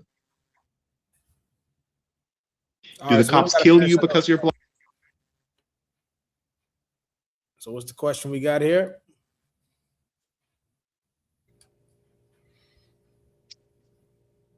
I thought that was a man. That was a girl. Yeah. So that's a girl? Oh yeah, so here it goes right here. Do Black people exaggerate the severity of racism in their lives? And we'll start. Sorry, with who? So we'll start off with Wade. Wade might be frozen. You frozen there, Wade? Oh no, you're not frozen. He's good at holding the same pose for a very long time. He's pretending to be a mannequin. That boy got a skill set. Man, I can see his pituitary gland up that nose, tell if man. it froze or if he's in the same position. Yeah, Like, is he still on stream? What's going on? Wait, yes or no? You're on mute. You're on mute. Mute. I think probably, yeah, they exaggerate. Okay, Wicked, yes or no? I would say yes. Not all, but a lot. Tiger? Not always, but most of the time. Okay, Dane? In the words of Jesse Lee Peterson, not all, but most. I wouldn't even really say most, but many, a significant portion, yes. Powder Dusty, what you got? Yes. T-Reason? Can I guess? I feel like this is a trick question, man. Say it. Go ahead. You know you want to. Obviously, the way he framed it, obviously there's an exaggeration the way he framed it. Obviously. But do you think in regular everyday life, Black people are exaggerating the amount? There's no reason to. There's no reason to. For what? Okay, so you would say no. Okay. What's the reason? What do we benefit from saying? Oh, it's a power play. It's a power play. You were doing it on the panel earlier. If you say that the only reason Carmelo went to jail is because he was Black, then what you're basically saying is let him off. It's a power play. You put words in my mouth. I'm not saying you say that. I'm creating an example. Stab white people. Man, you guys still like. I literally said a whole lot, and y'all still have not understood what I was saying. I wasn't saying you said that. Listen, I was not saying you said that. Clue what my point was. I'm saying if you can argue that Kyle Rittenhouse was self-defense, you can argue Carmelo was self-defense. Look, we don't need to go back there. I was not saying that you said that. Stop. I wasn't saying you said that. Don't get distracted on that shit. I was creating an example, right? This shit did happen. You didn't say it, but yeah, if you can undermine consequences and just say that, oh, they're doing this because they're racist, then you've got a platform to shove off of to undermine being held accountable for anything. So T-Reason, since you're the lone man on this one right here, do you want to go ahead and make a case of why you think that there's not an exaggeration? I think it's kind of like an overcorrection at this point. I think it's you have white people who are going to downplay racism and white people or Black people who are going to upplay it to balance it out to where somewhere in the middle it makes sense for both parties. Because if Black people just pretend as though racism doesn't exist anymore, we're fighting a losing battle at that point. If we can't acknowledge the elephant in the room and say that when we go do certain things, we're going to get different treatment just based solely on our skin color, then now we're at a disadvantage because we're not even able to overcome the adversity that we're going to face for our children's sake and our children's sake. You see what I'm saying? You're actually agreeing with me. You're actually confirming that you exaggerate it. You're just saying it's a justified exaggeration. I'm saying that sometimes in the example he outlined, it's an overcorrection for something that's taking place. It happens on both sides. White people are going to downplay racism. This entire panel has done a great job of downplaying it. Tiger, Wicked, Powder Dusty, Dane, I have not. Not so much Wade. I think Wade has been the most neutral from what I've been hearing. Prove that claim. What have I downplayed racism? How Prove that have I claim on when I downplayed downplay racism. When I've been saying that your race means nothing, explain to me how I'm downplaying racism. And you're in your feelings and pulling out a violin and Oh, that's you. That's you. No, that's not downplaying racism. That's pointing out that you're stupid. No, But that's not downplaying racism. You're stupid for even saying that. You have no idea just how stupid I am. I know it. However stupid you think I am 10 times stupider than that. Exactly. There is no bottom to my stupid, but that doesn't change the fact that your arguments I are really like want to see that claim. paper thrones. He also, I'd Dane like to also, see that if you want claim to where I throw was. shots at Dane, I'll help you. He also made a short a little while ago with a pretty woman in it, complaining that pretty women went to church. It's dude might be gay. I don't even know what he's talking about, but it's probably true. So yeah, Powder Dusty's probably lying, but Powder Dusty is a white guy, and you know white people lie, so he's probably lying. Dane, which part is probably true? He went on mute. Oh, you got muted halfway through your question. Dane, are you claiming that it's true when he said that you were putting up something about hot women, or the claim that you're gay? Either one, Big Daddy. Make me some scatty. So we have this going on right now where I guess everybody's kind of saying that there is to some extent an exaggeration taking place. Now, T Reason's saying I think you're saying it's more warranted as a overcorrection because people are downplaying it so much. Does anybody agree with him about that? That maybe that it's being exaggerated to make up for the lack on the other side? I would say prior to today's times, it didn't get exaggerated as much. But because the media is forcing race down our throats like it's nothing, and I believe they do this on purpose, because if you ever notice the reasons, the issues that they push is always a black versus white issue. They never push a reason where it's something about white people versus black people. And I think they do that because they know that they'll get more attention from the black community when they bring up racism than they will against the white community against racism. Uncle Tiger, you got something? No. Wait. I do. No, I'm good. Powder Dusty? Yeah, I don't think it's justified. I understand what he's saying. I don't think two wrongs make a right. So I don't think it's justified. I understand why he feels that way. I will say that I think a lot of it is probably unintentional. Just because in our culture, right, we all are familiar with what's taught in public schools and stuff, and presented to us. I think it's understandable that if you're black and you were raised in America, being taught that racism is the thing that's active everywhere all the time, constantly. I think that that's sort of like it's like empathetic gaslighting, and I think that black people are taught to interpret things through a racism lens when really a lot of times you're just encountering somebody who's a douchebag, and it has nothing to do with that. You got the last word on this one, T Reason. What you got? Hang on, I didn't get to weigh in. Oh yeah, sorry. Hold on, Dan. You go ahead. You know he got As to far weigh. as it You be- know he got to do it. He got to weigh in. Go ahead. Whenever that lady gets finished talking, I'll be glad to. Are you finished, ma'am? You talking to yourself again? Stop doing that. No, I'm talking to you. No, you talking to yourself. You ain't talking to me. Well, you have been acting like Are a you woman finished? all You night. ain't talking about nothing. You ain't talking to me. Are you finished? Because I didn't interrupt ain't you talking while you was about doing nothing. all You your ain't talking to me. spurging. Go ahead and weigh in. We know you haven't said but want to weigh in, so go on weigh in then. I need you to shut your penis holster first, and I'll be glad to. Why you got to go ahead and bring that into the equation? Oh, that's right. You told me that in confidence. My bad. That's what My you're bad. thinking I'm about. sorry. That's what you're thinking about. As Wait, I you was didn't deny saying, it? Wait, you're not denying it's a penis holster? Because he knows mine outweighs his, and he's going to lose that battle. That's why. Are you not denying it's a penis holster? That's why he's probably bringing it so. up. It's on his That's mind. probably true. Hold on. But as long as my wife don't know the difference, I'm fine. Wait, My wife are you can't not read a tape denying? measure, so I'm fine. Are you not denying it's a penis holster? Because that's the only thing I'm trying to understand right now. All right, hold on. Y'all, let's let Dave go ahead and go so we can get to the next one. Go ahead, Dave. No, I thought he was talking about my penis. I didn't know he was talking about a holster. He's the holster. Yeah. I said if you'll shut that penis holster, meaning your He's mouth. always projecting. So when he says someone's low IQ, he's usually talking about himself. See, he's so dumb he don't even understand the jank I laid on him. You just Anyway, admitted how stupid you are. What are you talking about? if I can make my point, Go ahead, Dave. Go ahead. all right. All right. Here's the deal.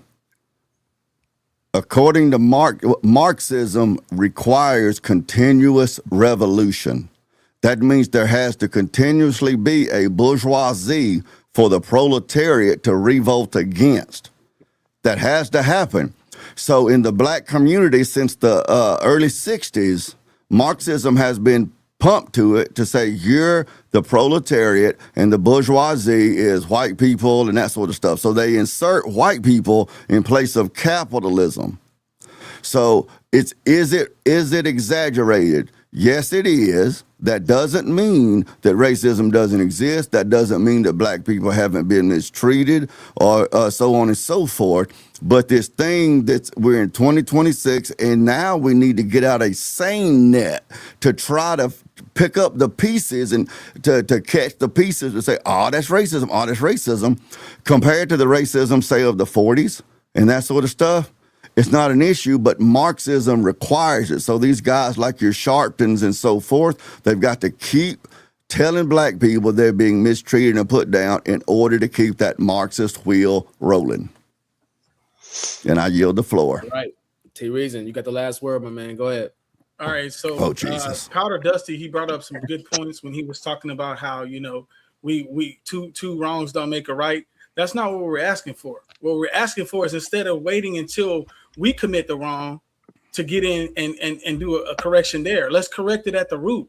You see what I'm saying? So when we passing out sentences, when we're passing out sentences, let's make the sentence here. Let's fix it here. Let's not wait till it's a black person and say, oh, well, they should have got 35 years. So we're going to give it to the black person, but we're going to let the white person get off scot-free, or we're going to give them 10. Let's be fair across the board. You realize all of us agreed to that? No, we didn't. Yeah, everybody agrees with that. You just said two wrongs don't make a right. That's what you said in your statement. You said two wrongs don't make a right. So that's not what we agree. Two wrongs don't make a right. But let the same way y'all are vocal about Carmelo, be vocal about these other issues that we see. Be actually, I don't know that I think white people were very vocal about Carmelo. Black people were very vocal about it. But you guys were vocal about Kyle. You guys were vocal about Amber Geiger. I think Kyle and Carmelo both should have had a self-defense claim. I think Carmelo did dirty. If Kyle got one, I would Carmelo agree. got one. Period. No, but I think it's false to treat the two as the same. I think that the case for self-defense was way more clear-cut for Kyle Rittenhouse than it was for Carmelo. I mean, Kyle went across state lines with a loaded gun. That means that's regardless. That shows no, intent. it doesn't. Why would you need, that's regardless of self-defense. Why would you need that on you? Why would you need that on you? The whole argument right now is, why did Carmelo have a knife on him? He didn't need the knife. No. The argument is his stabbing. That's not my argument. The whole argument that most people are making is, why did he have a knife on him? It's a dumb argument. He should absolutely be allowed to have a knife. He had every right to have that knife. So this is why this is outraged, because we're not seeing those same people that were okay with Kyle having a gun not being okay with Carmelo having a knife.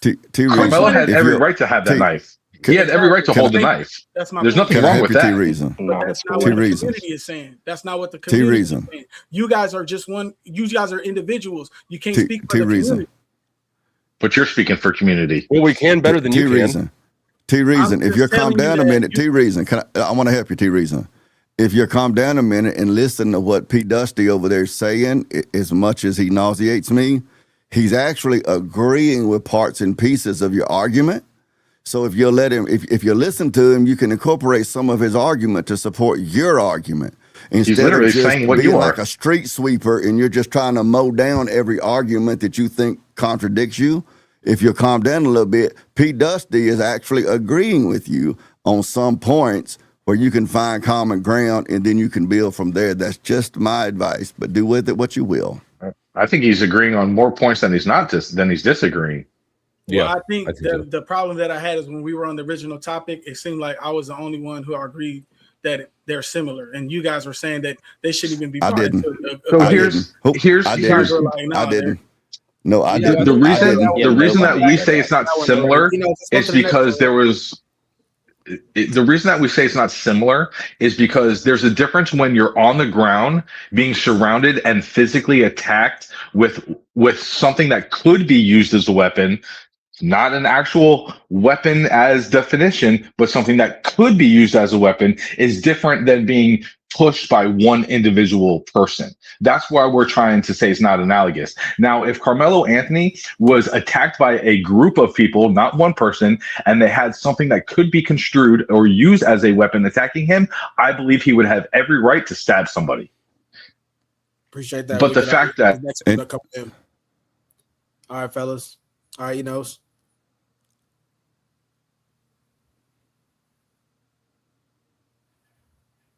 Christians, where y'all at? What y'all got? Christians, where y'all at? What y'all got to say? Right here. Look, It just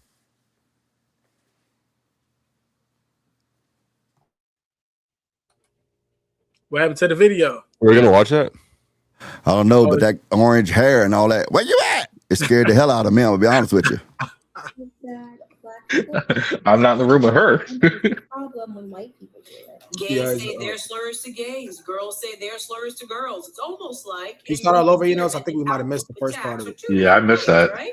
Women call each other bitch affectionately. He said black people say it to black people all the time, but it's a problem when white people do it. Gays say their slurs to gays. Girls say their slurs to girls. It's almost like in-group endearment and out-group attacks are two different things, right?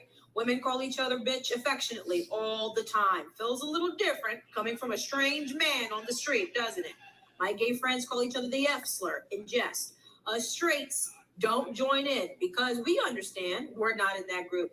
None of this confuses you. You navigate these rules perfectly every single day without thinking about it. My daddy calls my mommy honey cakes. You, an outsider, don't get to call her that. But you already know why. There's no Jubilee debates about it, no Fox News panels discussing it, because everyone understands until we get to this one group and this one word, suddenly every social norm you follow effortlessly everywhere else goes out the window, and you're standing there befuddled like a fool that a term of endearment between family isn't open to the stranger hurling it as a violent attack. You understand just fine. You prove it every other day with every other group and every other word. But this is the one you want access to because this is the group you're addicted to. There's a reason ethicists and psychologists describe racism as an abandonment of reason, because suddenly all cognitive function goes haywire and the high IQ I keep hearing about stops IQing. Every other in-group word, you understand the line without a second thought. But only for this group and only for this word that turns your brain to mush like a cerebrally challenged heroin addict going through withdrawal. You got these intense cravings, agitation, you're restless, sweating, turning red, watery eyes, you're irritable, desperate, single-minded fixation on getting the next dose of sinful slurs, a pathetic junkie, but chin up. Recovery is possible. First, admitting that you let a stranger's skin tone run your entire life. Let go of the drug. Be free. Let us pray. Heads down. Down. All right. He knows what question we have.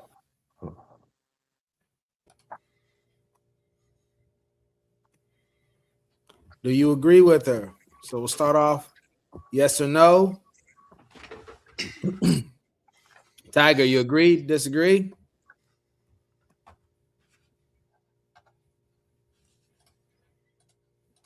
I can't hear anything. Sorry, I was you on can take mute. it off the screen, he knows. Yeah, I was on mute. My bad. Fighting with Okay. the mute button. You agree, disagree with her? Yes or no? I think there's nuance here, but I'm gonna say I'm on the fence. Okay. Do you lean one way or the other? I'd probably lean towards no, but yeah, that there's nuance in favor of yes. Okay. Wicked, you agree, disagree with her? So first off, that was a whole bunch of woman prattle and nagging and complaining that I couldn't even understand what she was really complaining about. But from what I understand, is she complaining about white people saying the N-word versus black people saying the N-word? Is that what I'm understanding out of all this? Yeah, it's the N-word debate. Yeah. It's exactly the same thing we said. It was actually two debates at the same time. It Yeah. was about men saying the B word and then white people saying the N word. It was. I mean, it was, honestly, in my opinion, it was she an was just overarching complaining a thing lot about in-group abilities or in-group privileges, whether it's somebody saying bitch or the N-word or whatever. It was about the in-group versus the out-group. So Ricky, where you at on Again, that? this goes back to what we said before. I mean, either you can say something or you can't say something. It's not like, oh, well, because you're this group, you're allowed to say it. Either you're allowed to say a word or you're not allowed to say a word. It should have never applied to somebody because that all that does is give entitlement to a certain group of people. You disagree with her. Wade, what about for you? Agree, disagree? I mostly agree, but there's a nuance to it, so I'm leaning to some disagreement. But if you had to pick which If I one, had to pick, I'd agree. Okay.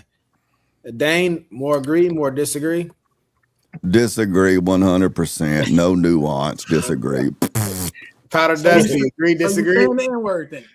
So I again, she said that what I agree with is that there's nuance with in-group and out-group use of words. What I disagree with is that all of a sudden people are confused about the N-word. I think that I don't agree with her complaint. I do agree with her, like, I guess, assessment of social dynamics.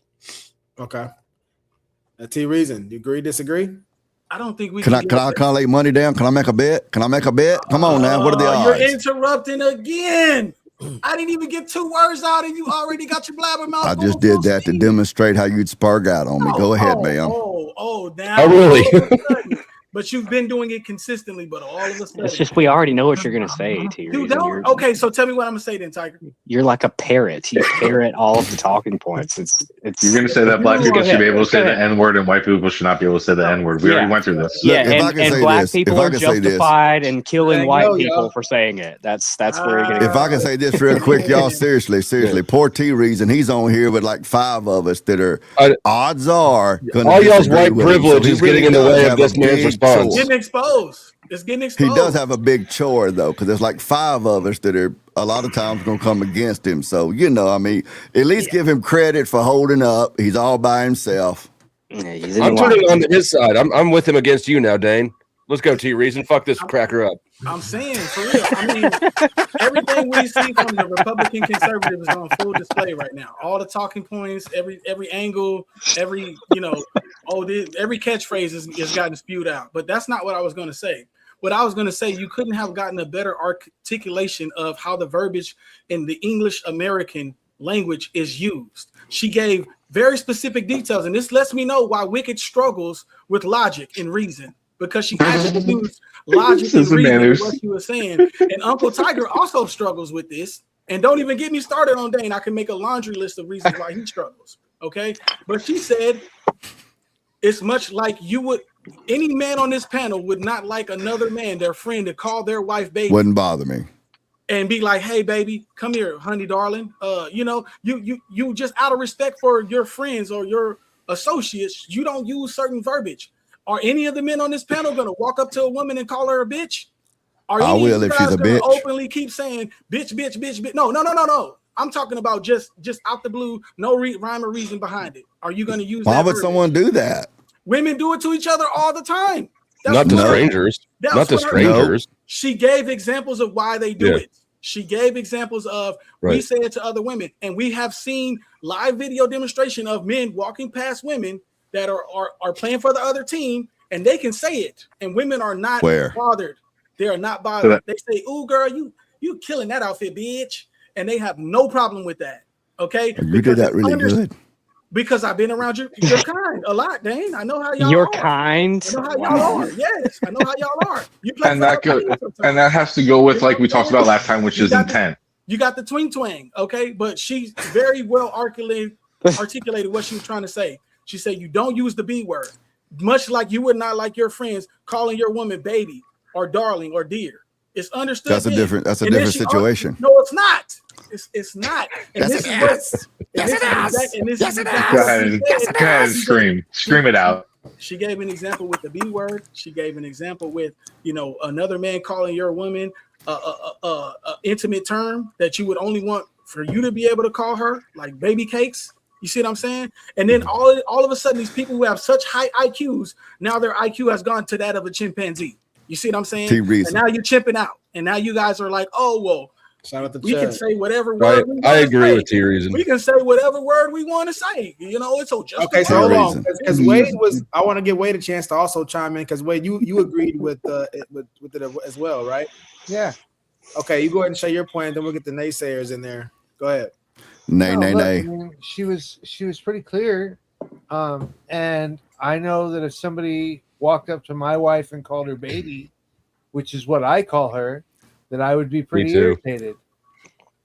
And you know, and so we do see this use of in-group and out-group words. That being said, this particular one is brought out in the culture quite a bit in the lyrics of various music and whatnot.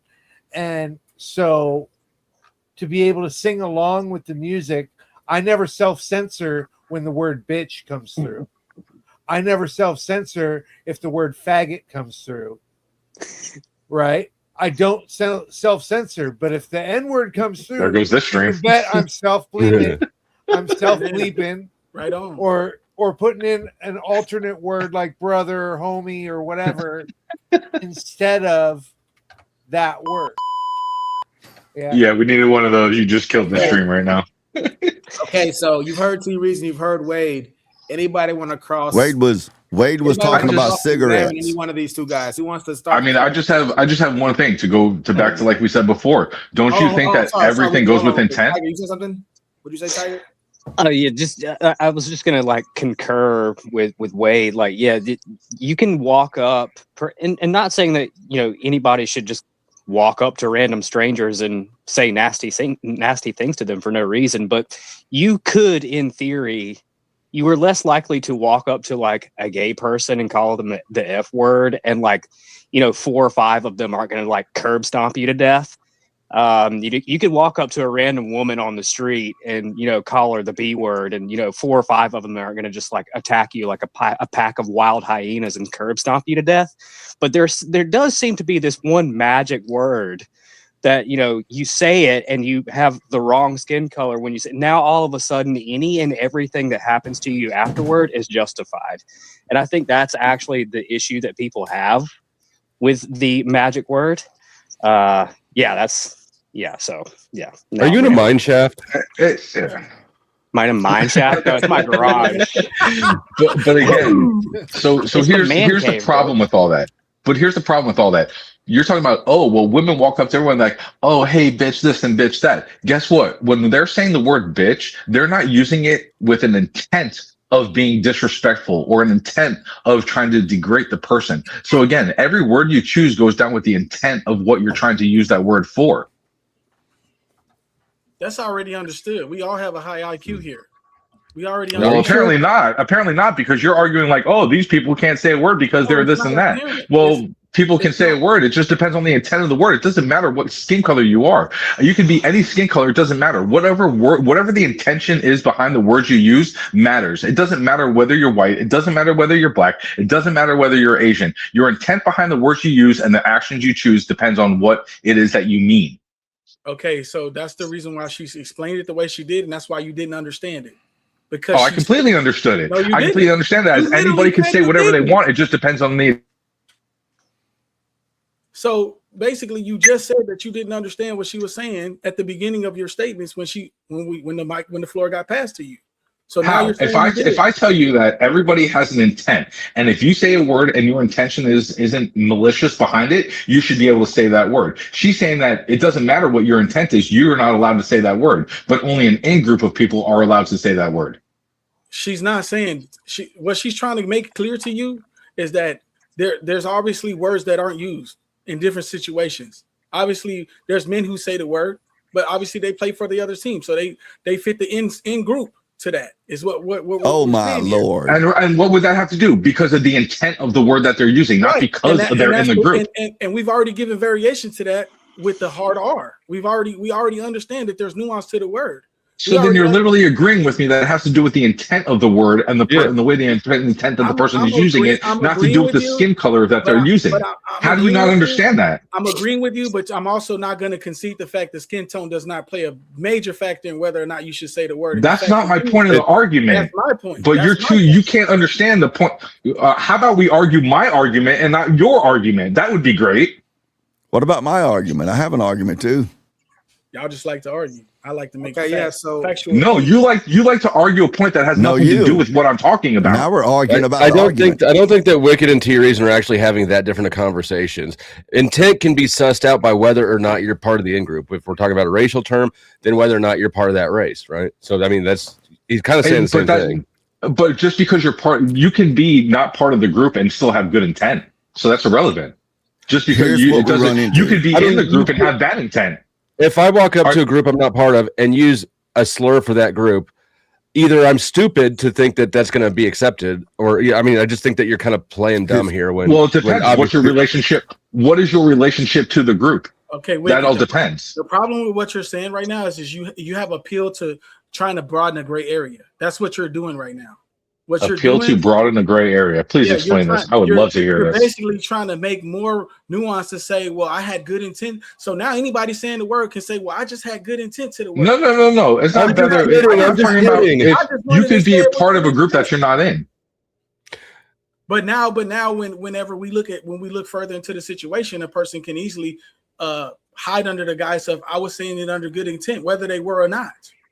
So there's a reason why that word is not acceptable for a certain community to say under no circumstances, because we can't take the risk of it being. So according to your feelings, your feelings determine whether a person has good. It's not feelings. That's a dang way. Go ahead, Dane. Yeah, I would like to say we can spend all night long going back and forth talking about the emotional reactions of saying words to people in a certain group we're not a part of, and whether or not emotions happens and emotions react and emotional reactions to the emotional, and this is going to happen, ain't going to happen, should happen, shouldn't happen. I think the question we need to look at is whether or not those reactions are logically sound. Is that reaction a well-reasoned reaction, and not just arguing that it happens and whether or not it morally should or shouldn't? I think that we need to discuss whether or not there's logical grounds for it happening. That's what I feel like we're stuck in the mud with, is arguing back and forth about it happening or shouldn't happen or should happen. All right, so say the N-word, Dane. No, I want Wicked to say it because he's I don't typically use the N-word, but I can guarantee you it's not because it might offend T Reason. It's because of my own level of class and my respect and courtesy for other people. But I'm not with afraid your accent, to use it would be a hate crime. My character, there'd be a difference. My character says, there's no reason to unnecessarily offend people. But anybody who's had contact with me knows I don't mind offending people necessarily. But this idea that if I use the N-word, that some black dude's going to beat me up, believe it or not, this ass has been whooped before. And when it gets finished getting whooped, I'm still going to say whatever in the damn hell shit I want to say. I don't want to say the N-word because that's just not part of my character. But it's not because I'm afraid of somebody whooping me. I was just kidding. This is a long virtue signal you're doing here. Okay, Wade, what you got anything you want to say on this, Wade? No, I think I said everything I had to say. Okay. So I need to get me a sound effect, like the little Indian drum beat for when Wade talks. The only disagreement is Wicked is trying to create a gray area where he's giving nuance to intent. He's trying to say, well, I can say the word because I didn't have a bad intent. I had good intent when I said it. What if I'm singing? What if I'm singing along with like 3 6 Mafia or something? You know what I mean? There's a big difference between whether I'm maliciously trying to attack somebody or if I'm just like with a group of people saying stuff. Want to answer that question, or was that more rhetorical? What was the question? The question you asked, was that rhetorical, or you wanted them to answer? No, my question is more of like, okay, well, where do you draw the line? Like, how do you determine whether, like, okay, say I'm like with a group of my black friends and I'm singing along with like 3 6 Mafia, does that make it different? You don't have any black friends. I have an honorary black card, sir. Okay. Is it signed by Obama? Was it signed by Obama? It's not a picture of Obama. It's signed by Farrakhan, actually. Farrakhan or Obama? No, Martin Luther signed it. Okay, but real quickly, so was that a question? Jesus signed by. So I would answer your question like this: the same way you give nuance to calling your friends' wives baby or telling her she looks beautiful. You see what I'm saying? The same way you avoid those terms of endearment for your friends or for people that are in your family. You wouldn't walk up to your brother's wife and say, "Gosh, you look amazing today, beautiful. Oh, baby, you look so wonderful. Absolutely fuckable. Yeah, you wouldn't say those things. So Right. just like you wouldn't say it then, because of my intention. So real no, quickly, no. You could have good intent.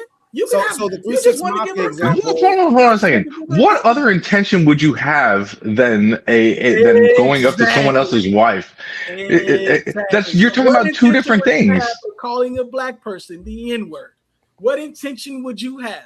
You I just think I answered could No. call my brother Hold black on. You're beautiful talking without about being calling a offended. black person the N-word and saying the N-word. The original topic was saying the N-word. Now you're moving it to calling a black person the N-word. Which one I are we think going to that argue you guys over? are You keep arguing moving the a dumb. goalposts. Hold on. this is Give what- Powder Dusty, you made Look, I think that you guys are arguing this from the abstract, trying to act like there's like a black and white line. There's not. I think everybody would understand that these things have nuances and it's a situation by situation thing. But that Yes. if you're, but I will agree with T Reason here. It's going to be hard to defend calling or saying the N-word around black people when you're not black and going, oh, I didn't mean nothing by it. Well, you've been alive. I don't know how old you are, but you've been alive long enough to understand how this is going to be received by your audience, right? Don't care. I'm not disagreeing Don't with that. care. That's not my Very easy for disagreement. My me to defend disagreement it. is Very if you easy. say a word, there's intention behind the word. And I believe that the intention behind the word to determine whether on Very how easy. the reaction is towards the word. It's very easy to defend what- saying that's the what- N-word around that's black what's people tricky. if that's a word you use. That's the part that's Very dangerous, easy. because what you're doing is you're trying to broaden a gray area. That's what you're doing. What you're doing is you're trying to broaden a gray area. More talk. We already know impasses get given out all the time. We already know this. You see what I'm saying? And I've seen videos where the white guy was telling the black guy was like, yeah, they were treating me like a nigger. And he goes, you're not a nigger. You see what I'm saying? Can you In say that that on YouTube? situation, it was perfectly acceptable. You see what Because I'm saying? of what? Because of the intention and the context behind the word, which is exactly what I was saying. So you prove my point. Thank you. Vulcan, can I say something? I'm giving you an apple seed, but what you're trying to do is you're trying to turn it into a whole entire oasis and forest. No, I'm not. I'm talking about an individual. It comes down on a individual situation. I'm not making a broad term. This comes down to a situation by situation basis on how it is termed. See, here it is. Hold on, let's See, pause this it. is the T-Reason problem. and Wicked. Let's pause it real quick because Dane, you had a point you wanted to make? I just want to respond because what I'm dying to find out is some logic and not all of this feminine spurging trying to control the tone and the language and the behavior of others. Okay, as far as saying the N-word, I forget whether it was T Reason or P Dusty over here who said something about logically defending it or whatever. Yes, I can logically defend. If I were someone who used the N-word, I can logically defend using it if I'm in a group of black people because I'm a grown man who's at liberty to use whatever language I want to use. I use the N-word.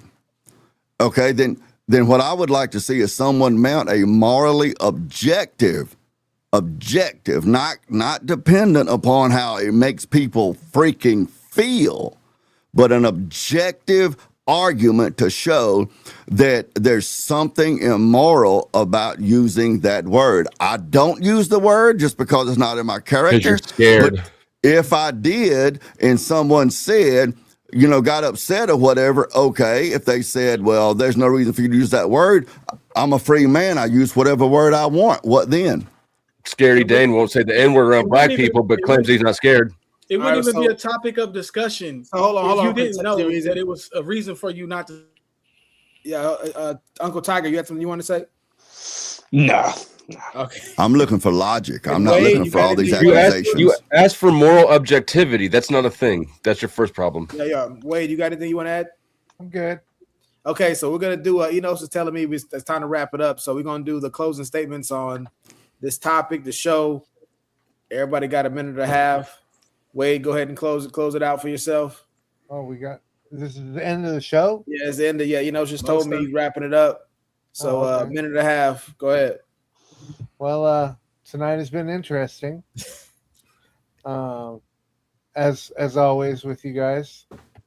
It's fun listening and talking. Yeah, we got into some stuff.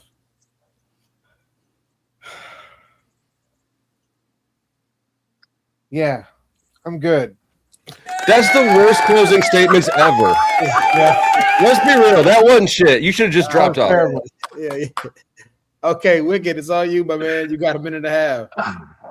I mean, it's definitely a good show tonight. I feel like on this last topic, everything would at that point would really come down to a case by case on the intent of the person, because there are situations where okay, it would be acceptable to say it. There are situations where okay, it's absolutely unacceptable to say it. But it all comes down to the person at the end of the day on what they really mean and their actual intent.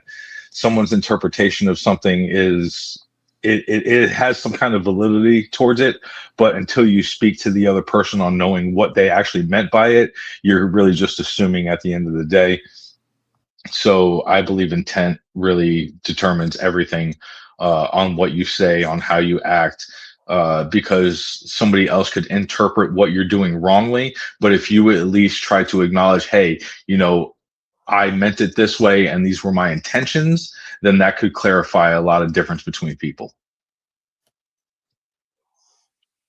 All right, Tiger, you got a minute and a half.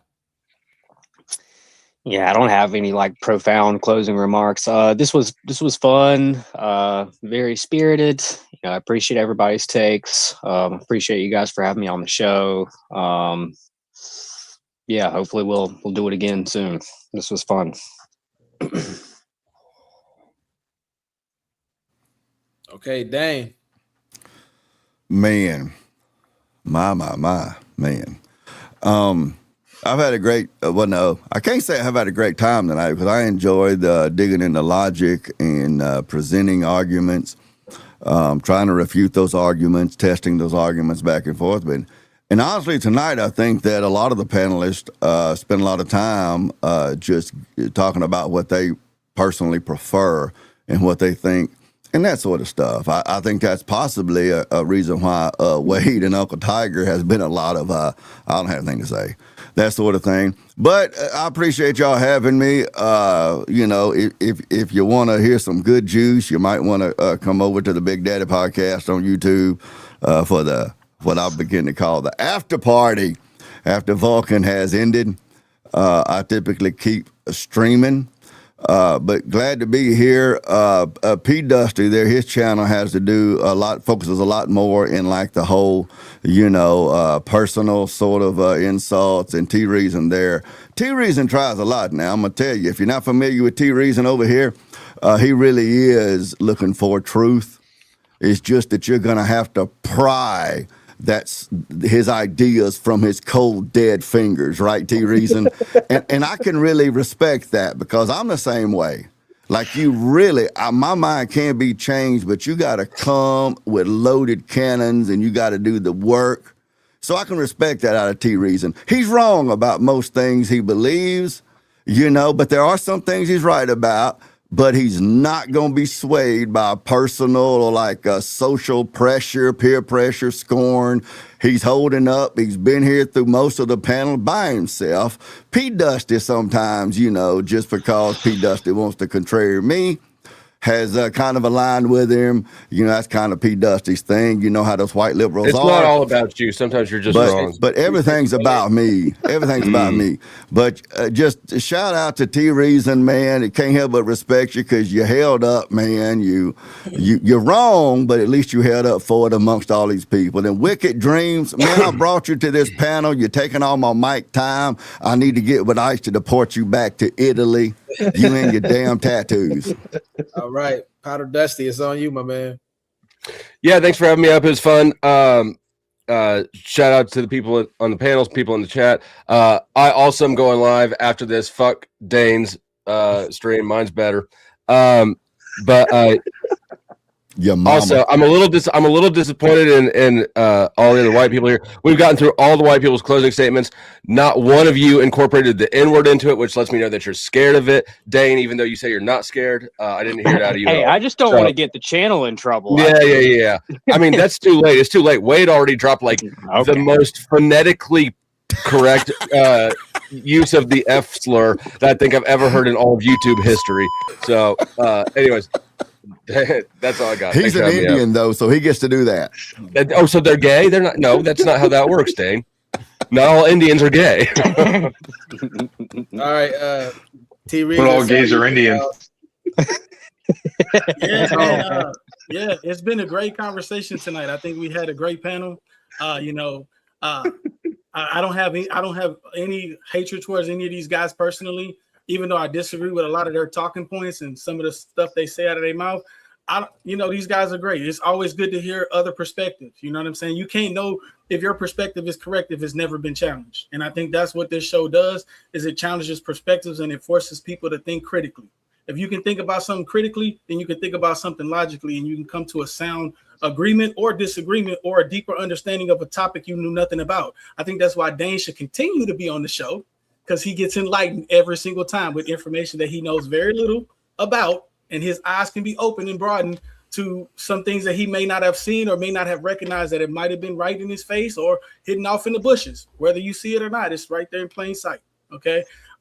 As far as with the culture and everything like that, all we ask is for fairness. We just want to see it fair on both sides. When we look at court proceedings, if this is what it is for self-defense, this is what it should be. If this is what it is for murder, let's get some transparency. Let's bring some light to all of these cases, not just the ones that are racially charged or the ones we're going to put a spotlight on. Let's have some fairness. That's all we're asking for. And when it comes to the N-word, this guy's playing the violin for himself. I need to get a tiny one. I'm gonna get a tiny one for him. But when it comes to the N-word, you know what I'm saying? We all understand what social. Why it's got to be tiny? Because that's all you deserve. But like I said, it comes to a certain point where we all understand certain things. You know, we have a lot of infrastructure in America, and there's a lot of knowledge. And when you're in these rooms, you already know what's acceptable and what's not. It wouldn't even be a discussion if it wasn't a topic where it's a hot button topic, and we all know the answer to the question. You can play dumb and play low IQ and pretend as though you don't know these parameters, but we all know what the parameters are. I don't want to call it my woman baby, and I certainly don't want them calling them the B word. You know what I'm saying? And I can promise you, they're not using the word to the level they're fighting. These fucking. I can only imagine it monkeys. sounded much worse when you actually asleep. All right, so hey, everybody, the Vulcan Soapbox. I'm in on this quote by Dr. William Lane Craig, which I've said many times on the show. The job of the philosopher is to discover the assumptions and commonly held beliefs. We've sought to uncover many of them today. We had some fun doing it. Tune in next week, Vulcan Soapbox, and we're out.